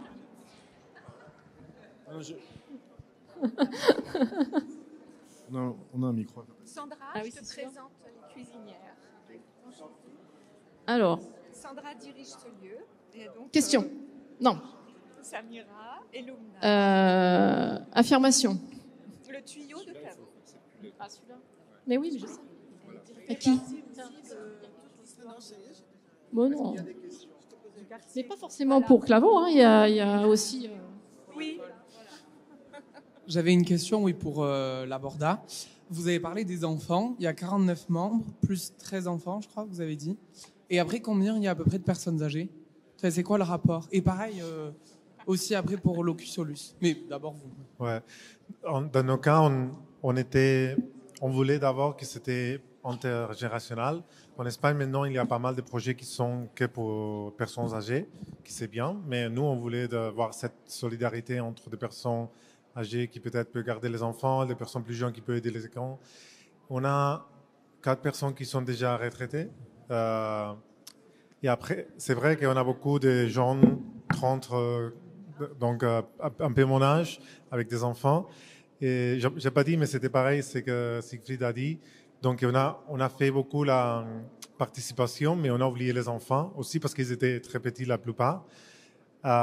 Mais nous, on est très contents parce qu'après, quand on est entré, ce sont les gens qui profitent meilleur les bâtiments, qui vont tous seuls, qui rencontrent les autres. Mais c'était parce que c'était un processus de cette année, et donc il y avait beaucoup de meetings chaque 2 semaines, de visites chantier que les enfants, ils étaient pas, c'était interdit pour eux, et c'était très, très, je sais pas comment dire, c'est pas. J'aimais beaucoup que la fille la plus grande, quand elle avait 10 ans, je pense on est rentré. Et elle nous a lu un manifesto des enfants de la Borda qui étaient très ennuyés, très fâchés avec les parents, avec les architectes, parce que on les avait pas écoutés, ils pouvaient pas entrer au chantier. Mais je suis content qu'à la fin, ils profitent beaucoup l'immeuble. Mais des fois, on se discute peut-être. Là où il y a les escaliers de la chambre d'invités, on pourrait mettre un slide ou faire les choses qui sont plus adaptées à leurs choses qu'ils veulent. Ouais.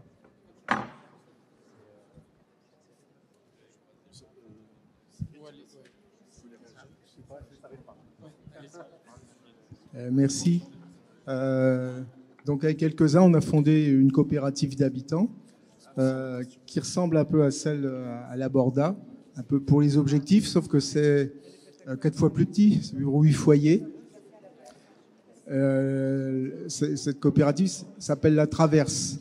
C'est à Créon, c'est à 40 minutes en transport en commun de Bordeaux. C'est une ville qui est assez autonome, qui est assez demandée. Il y a une grosse pression financière sur les terrains. Et on a essayé de faire une solution pour que, ou bien les gens qui ont les moyens, qui sont obligés de, enfin, qui vont aller peut-être vers la maison individuelle avec des terres de plus en plus réduites et des problèmes d'artificialisation. Mais avec l'évolution, des gens même qui ont de l'argent pensent que c'est peut-être plus une bonne solution. Et puis inversement, les gens qui n'ont pas d'argent, qui ont du mal à se loger, eux ils trouvent pas parce que ou à la limite il y a quelques bailleurs sociaux aussi, mais c'est aussi très plein. Puis c'est pas forcément la manière dont ils se voient habiter. Alors donc on a réuni des gens qui il y a une mixité sociale et pour essayer de trouver une solution dans ce contexte de l'entre-deux-mers. Donc la solution, ça a un peu un problème. C'est là que je pourrais poser une question qui est plutôt un appel au secours, mais comment financer ? Parce qu'on a eu un prix de la Gironde dans le cadre d'Agenda 21. On a eu un prix dans l'appel à projet, dans le projet Petite Ville de demain. Chaque fois qu'on présente nos projets, on dit c'est super, les banquiers, oui, à titre individuel, c'est super, mais la banque ne financera pas.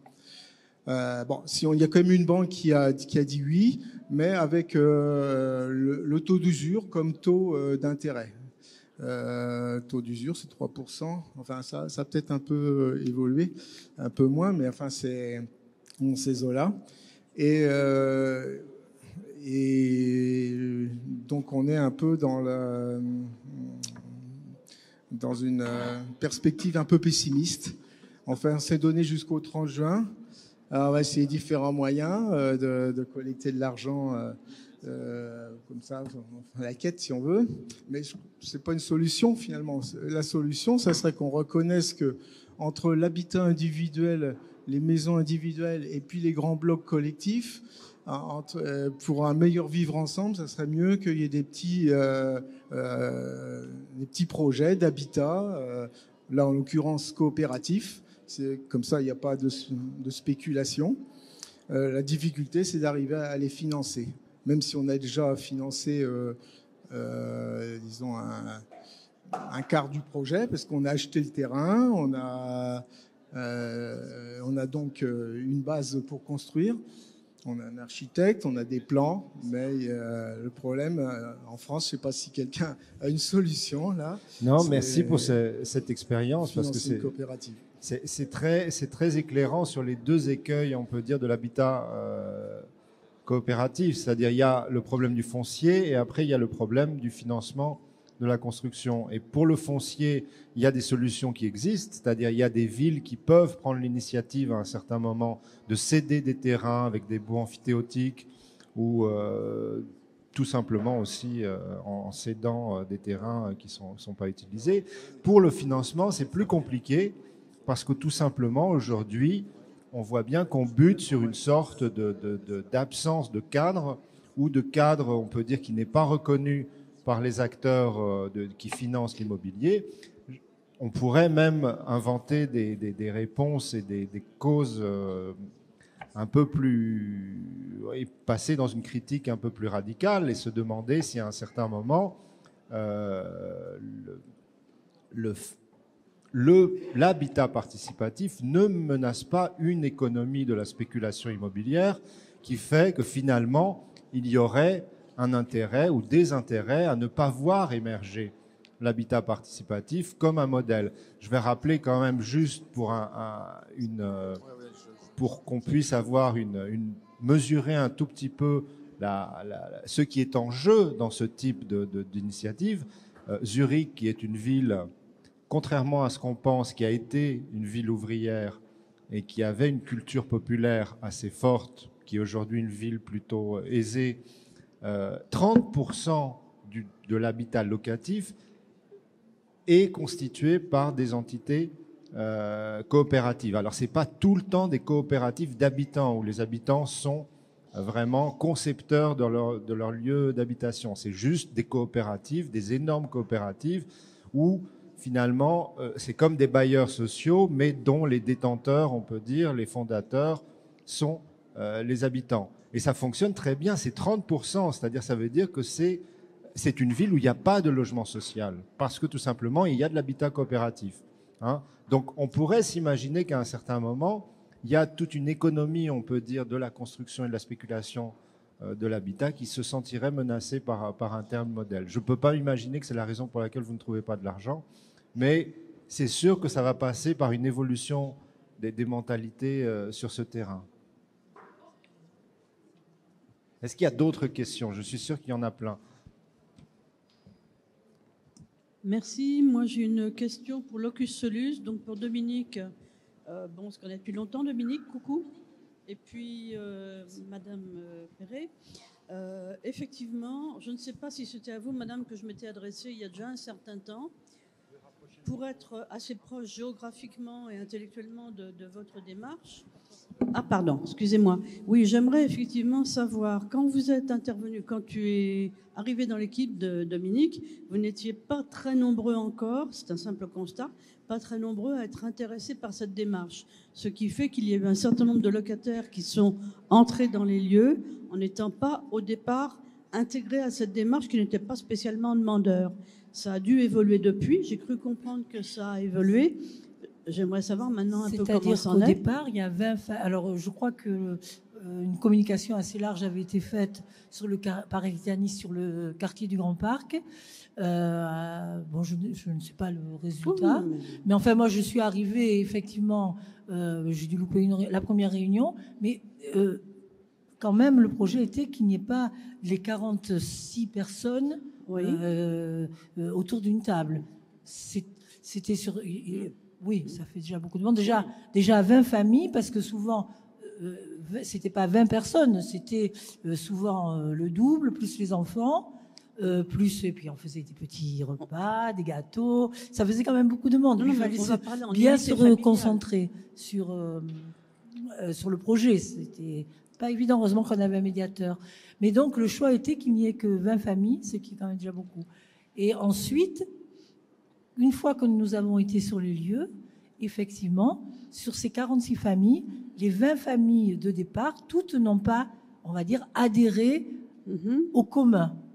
Je pense qu'aussi, il y avait des personnes qui avaient hâte d'avoir un appartement correct et un bel appartement, qui plus est, qu'ils avaient choisi. Parce qu'il y avait une bonne partie quand même de personnes qui voyaient avant tout le confort d'un appartement, leur propre confort d'un appartement, et le commun n'était moins et les intéressait moins. Voilà. Et effectivement, par rapport à ça et par rapport au jardin. Alors moi, effectivement, je sais que j'avais fait un pari avec l'un de vous. Je ne croyais pas à la faisabilité des jardins, non pas le fait de le faire, mais le fait que ça tienne la route et que personne ne vienne dégrader. Alors, je crois qu'il y a des gens qui sont un petit peu venus dégrader, que vous avez su intervenir, gérer. Au jour d'aujourd'hui, comment ça se passe? Alors, très bien. Les jardins fonctionnent très bien. Au niveau de la dégradation, ça ne s'est pas du tout trouvé au niveau des jardins. Il y a eu quelques chapardages, à peine au départ. L'avantage, c'est quand même, je ne sais pas si tu connais le lieu, il y a quand même donc il y a cette dalle où il y a les jardins et il y a une grande rampe. Cette rampe permet aussi aux habitants, autres que ceux du Locus Solus, de venir s'y promener. Donc il y a quand même pas mal de visiteurs, notamment le samedi ou le dimanche. Et dans les jardins, il y a quelques habitants extérieurs. C'est fantastique, les gens viennent se promener au Grand Parc. Bravo. Non, mais c'est vrai. Et non, il n'y a pas de dégradation du tout. Donc j'ai perdu mon pari. Je le reconnais en public. J'avais parié avec l'agence EO d'architecture que si je perdais mon pari, vous aviez une bouteille de champagne, vous l'aurez. Bah oui. Et je suis un pari comme ça, je suis ravie de l'avoir perdu. Bah oui, c'est très très bon signe. Par contre, je suis pas tout à fait d'accord quand vous évoquez, il y a 2-3 choses. Quand vous évoquez que dans le parking, avant l'opération redonner la bouteille de champagne. Avant l'opération, non, absolument pas. C'est 2 choses différentes. Je suis pas dans la négativité, mais je veux pas être dans Bisounours non plus. On n'est pas dans Bisounours, c'est au Grand Parc. On n'est en aucun cas dans le Bisounours, c'est dans de moins en moins. Eu égard aux 3 dernières années qu'on a vécues comme beaucoup d'autres. Quand vous dites que sur le parking, il y avait des voitures qu'on réparait, que le parking n'était pas... Pardon ? Des garages volants. Oui, des choses comme ça qui se passaient. Alors déjà, pardon, moi, c'est pas du tout une agression, mais il y avait un parking, il y avait des voitures, il était plein de voitures, il y avait un immeuble derrière, c'est l'immeuble Odéon. Ça veut dire que Odéon, les gens d'Odéon et autour ont perdu des places de parking puisqu'a été fait un immeuble avec 46 logements. Ces 46 logements ont besoin de places de parking, donc inévitablement, ça peut en enlever ailleurs. C'est ce qui s'est un peu passé. Et effectivement, ça c'est une chose, hein, mais j'ai envie de dire globalement, on sait qu'il y a un énorme problème. C'est pas du tout une critique. Il fallait bien C'est formidable de l'avoir fait ce projet, hein.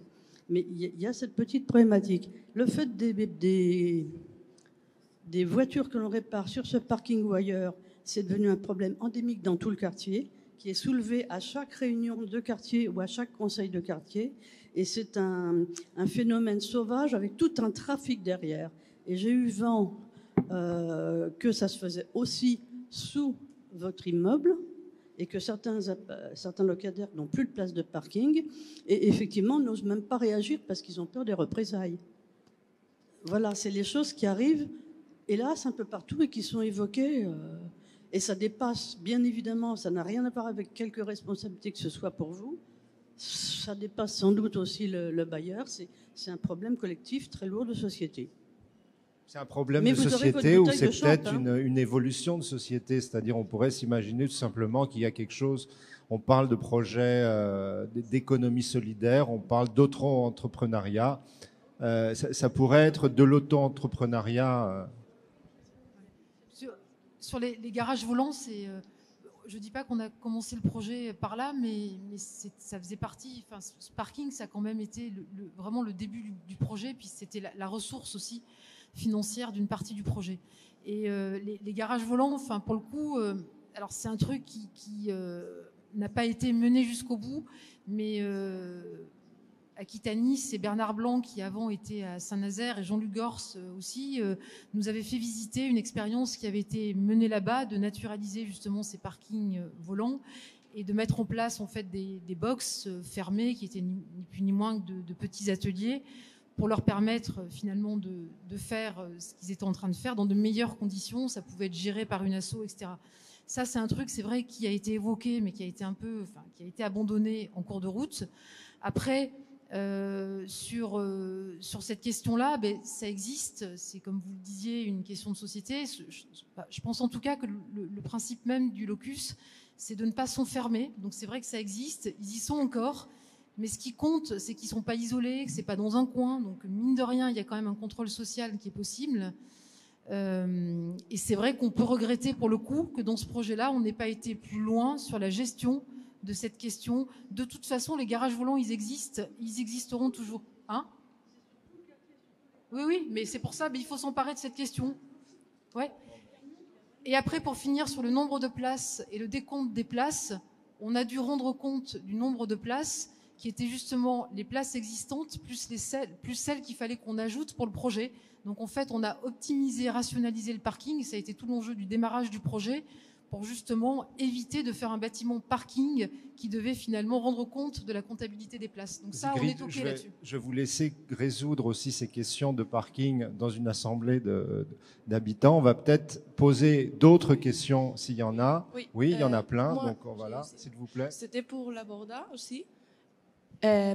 Oui, je voulais demander, j'ai peut-être pas bien compris le principe de coopérative jusqu'à la fin, parce que ce que j'ai compris, c'est que c'est comme un contrat qu'on a pendant 75 ans peut-être. Et du coup, la vie du bâtiment, par contre, il est plus long que la vie des gens qu'il tient aujourd'hui. Et le bâtiment, j'ai cru comprendre, appartient à la mairie à la fin.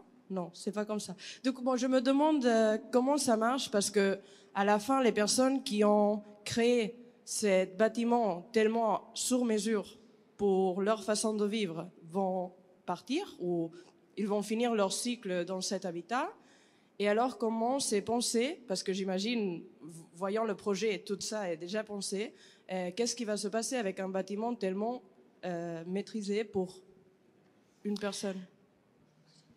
Disons que c'est un bâtiment qui n'est pas sur mesure de moi, Elena, habitante. C'est répond à une façon de vivre différente, une façon de changer des paradigmes, une façon d'accueillir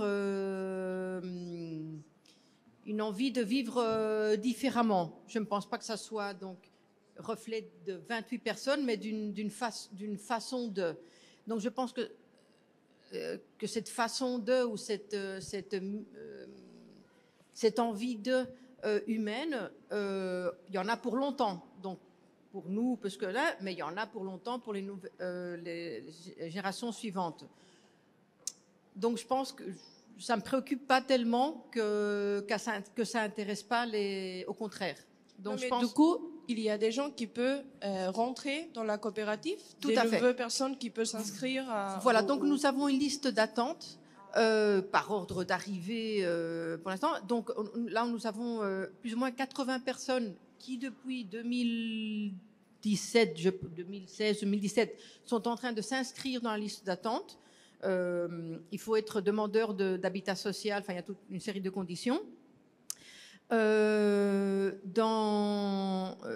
on est tellement convaincus que c'est un modèle, une formule intéressante et on est vraiment contente qu'au jour d'aujourd'hui, on puisse parler de réplicabilité, qu'il y a une deuxième, on n'en a pas parlé parce que ça paraît peut-être un détail, mais dans l'argent qu'on paye tous les mois donc pour rendre le crédit, tout ça, on met 5 € chaque mois pour comment on va dire, un fonds qui, d'ici 60 ans, permettra aux générations suivantes, donc on ne sera plus là, de pouvoir construire à nouveau un autre édifice au cas où le contrat avec la mairie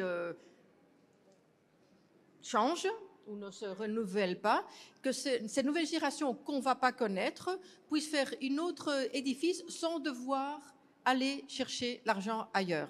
C'est-à-dire que ce soit beaucoup plus accessible la construction d'un nouveau projet, espérons avec le même modèle démocratique et non spéculatif. Donc imaginez comme on croit fort sur ce projet, et pas seulement pour nous, mais aussi pour la génération suivante. Ça, c'est quelque chose qu'on a observé dans d'autres coopératives, dans des pays qui ont l'expérience des coopératives. Par exemple, en Suisse, on voit que les coopératives deviennent financeurs et constructeurs de nouvelles coopératives. C'est-à-dire, elles déclenchent, on peut dire, et elles sont à l'initiative de la constitution. C'est-à-dire, la même coopérative ouvre son cercle, on peut dire, de membres, inclut d'autres membres et finance sur le même fonds et sur le même socle, on peut dire, de garantie, d'autres projets. Et c'est quelque chose, apparemment, que vous êtes aussi en train d'étudier et de faire. Tout à fait. C'est quelque chose qui se fait. Disons que les autres coopératives qui sont en naissance, à Barcelone, par exemple, bénéficient, on va dire, de nos expériences, de nos expertises, de notre savoir-faire de la Borda, dans le sens qu'on a ouvert beaucoup de voies pour réaliser tout ça, mais aussi, je dirais, la fondation La Dynamo, qui est cette structure qui aide qui accompagne les nouveaux projets, a aussi lutté très fort pour que l'administration trouve de l'argent, puisque l'argent est lié, trouve de l'argent pour pouvoir aider la naissance de ces nouveaux projets. Donc effectivement, peut-être, nous, on ne met pas de l'argent, on n'en a pas. On n'en a pas. Malheureusement, on n'en a pas. Au contraire, on en doit pendant 30 ans, mais on fait partie de ce on va dire, ce cerveau, réseau, lobby. Voilà, tout à fait. Lobby, ça serait même un mot, qui permet donc de penser aux difficultés qu'on a eues et de que les générations suivantes les aient moins ou pas, ou voilà. Très bien, merci. On va prendre encore 2 questions, s'il vous plaît. Allez-y. Oui, j'avais une question sur le processus de choix, de décision, d'arbitrage dans vos projets. Tous, en fait. Ouais. Est-ce qu'il y a des choses sur lesquelles vous avez eu l'impression d'innover, en tout cas, ou des choses où vous étiez un peu coincé, vous avez été obligé d'inventer une manière de faire pour justement que cette décision collective puisse être prise de manière un peu démocratique dans votre projet? Vous voulez dire au niveau de l'intérieur de... Dans nos cas, en général, on essaye beaucoup de faire nous-mêmes nos outils, nos méthodologies. Et c'est un peu ensayo, erreur. Preuve erreur. Non, on essaie des choses qui ne marchent pas et des choses qui marchent bien. Et on continue à les implémenter. Ce qu'on a vu au niveau de la Borda, qu'on n'a pas répété dans des autres projets, c'est que dans le cas de la Borda, on avait beaucoup de temps et on a discuté plein de choses. Mais dans ces projets, il faut aussi discuter tout l'aspect de l'argent, de légal, de comptabilité. Il y a plein de choses à discuter. Et on a eu la sensation que les gens ils étaient fatigués à la fin de discuter. Donc maintenant, dans les nouveaux projets, il y a moins de questions qu'on pose. C'est peut-être 5-6 choses qu'on discute avec les gens parce qu'on a vu qu'il y a des choses qu'on avait envie de discuter avec les gens, mais peut-être c'était pas intéressant pour eux ou ça changeait pas leur vie. Donc on a réduit un peu la participation parce qu'il y a plein de choses à discuter. Et il y a des choses qu'on a, surtout au début, les premiers ateliers qu'on fait, les premières sessions qu'on fait avec les habitants. Maintenant, ils sont plus travaillés parce que ce sont des choses plus avec des outils plus graphiques pour aider à prendre les décisions, pour aider à fixer des discussions et tout ça. Mais les sessions qu'on fait plus à la fin, c'est plutôt sur les projets. Donc, c'est plutôt avec des maquettes ou avec, des fois, on dessine sur les terres des choses ou avec des plans qui sont faciles à comprendre. Donc, ça, ce sont les outils qu'on utilise beaucoup. Et en fait, on a plusieurs livres. On a un qui est sur logement coopératif qui s'appelle Habitar en Comunidad, Habiter en commun, en fait, qui est seulement en espagnol. Mais on a un autre qui s'appelle Construire en colectivo, Construire en collectif, qui c'est sur participation en architecture. Et celle-là, c'est aussi en anglais et c'est sur notre website. Tu peux le télécharger gratuitement. Merci pour ça. Alors, on va prendre une dernière question parce que les projets s'enchaînent. Moi, je sais pas si oui. J'en avais une sur qui est propriétaire de ces bâtiments et comment réagissent les propriétaires. Comment ils s'y retrouvent, les propriétaires? Parce qu'on parle des gens qui habitent. Des coopératives. Oui, dans les coopératives. Comment se retrouve le propriétaire? Qu'est-ce qu'il y gagne? Qu'est-ce qu'il y perd? Est-ce qu'il y gagne quelque chose? Moi, je vais vous répondre tout de suite. Le principe d'une coopérative, c'est qu'il n'y a pas de propriétaire. C'est-à-dire, c'est la coopérative qui détient, qui est, et la coopérative, c'est, on peut dire, le mouvement perpétuel de gens qui arrivent, qui adhèrent, qui quittent la coopérative, mais il n'y a pas de propriétaire au sens physique d'une personne qui serait... Qui détient le bâtiment? Non. La coopérative est... Pas dans le cas de Locus Solus. Dans nos cas, pas dans le cas de Locus Solus. Pas dans le cas de Locus Solus. Non, Locus Solus, c'est de l'habitat locatif. Pour la question de la participation, enfin de comment ça s'est passé, donc nous, on avait un médiateur. L'idée, c'était d'organiser cette parole, de faire que chacun puisse se parler, se comprendre, et en même temps sans que finalement on prenne la place de qui que ce soit. Donc ça, c'est vrai que c'était vraiment important parce que c'est quelqu'un qui nous a guidés. On comprenait pas trop comment il faisait, ce qu'il faisait, mais c'est vrai qu'au bout du compte, on arrivait à se parler. Le principe aussi, c'était d'avancer par consensus. Ça, c'était vraiment important. Et de jamais revenir en arrière. Il y avait aussi l'idée que le timing, quoi, c'est-à-dire qu'il fallait que les choses quand même, ne prennent pas trop de temps, parce qu'il y a vraiment ce mal peut-être de la participation où finalement on s'enferme dans des choses qui, au bout du compte, on perd de l'enthousiasme, les gens, et puis c'est des choses qui commencent et qui s'arrêtent, quoi. Donc là, non, il y a eu un rythme un peu effréné avec cette personne, avec 2 types de rendez-vous en collectif, où là, il y avait des arbitrages justement de cette conduite collective, c'est-à-dire des grandes orientations du projet, ça c'était important.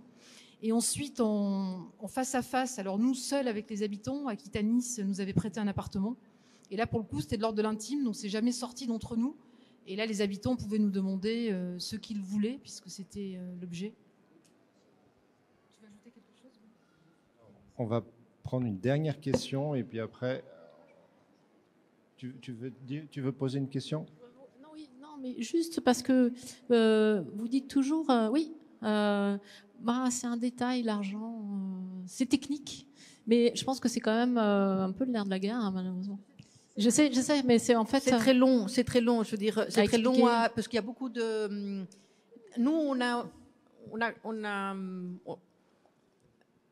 on est arrivé et personne comprenait, la banque comprenait pas ce que ça voulait dire, propriété collective, la mairie, ça a eu difficile.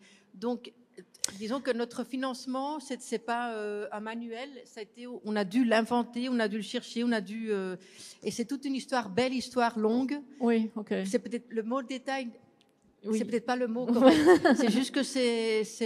Alors il y a ça, et après il y a parce que hier ça a été évoqué le temps long pour convaincre en fait, et à un moment donné, les Anglais, j'oublie leur nom, ils ont fini par nous faire confiance. Et je pense que tout ce qui est évoqué ici, à travers la participation, à travers ce que vous faites en coopérative, la vraie source, enfin la vraie base, le socle de ça, c'est la confiance en fait. Et ça se construit.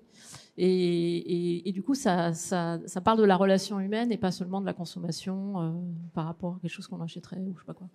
Donc ça, c'est à mon avis la base. Je pense aussi que la confiance, comme tu dis, ça se construit, mais ça s'entretient aussi. C'est-à-dire que le fait qu'on puisse encore se pointer à Locus Solus sans se prendre des cailloux, c'est quand même une bonne nouvelle. Et ça, nous, on y tient beaucoup. Alors, on va terminer sur ce mot, le propos de l'architecte qui reconnaît pouvoir se rendre sur le bâtiment qu'il a réalisé sans se prendre des cailloux. Non, merci pour ces très beaux projets. Je vous invite... Alors... Vous pouvez finir, pour ceux qui n'ont pas goûté, cette pâtisserie est vraiment délicieuse. Et après, monter dans l'auditorium où la deuxième partie de la soirée continue avec Tonika Johnson et un projet vraiment extraordinaire qui s'appelle Folded Map, qui consiste à faire se rencontrer des gens des deux côtés d'une carte qu'on a pliée et de voir qu'est-ce qui se passe. Et Suzanne Eliasson de Graou, donc à partir de 18h dans l'auditorium. C'est gratuit, c'est très intéressant. Et puis voilà, vous pouvez monter avec, et c'est sucré, vous pouvez monter avec une part de pâtisserie. Merci et bonne continuation pour la suite.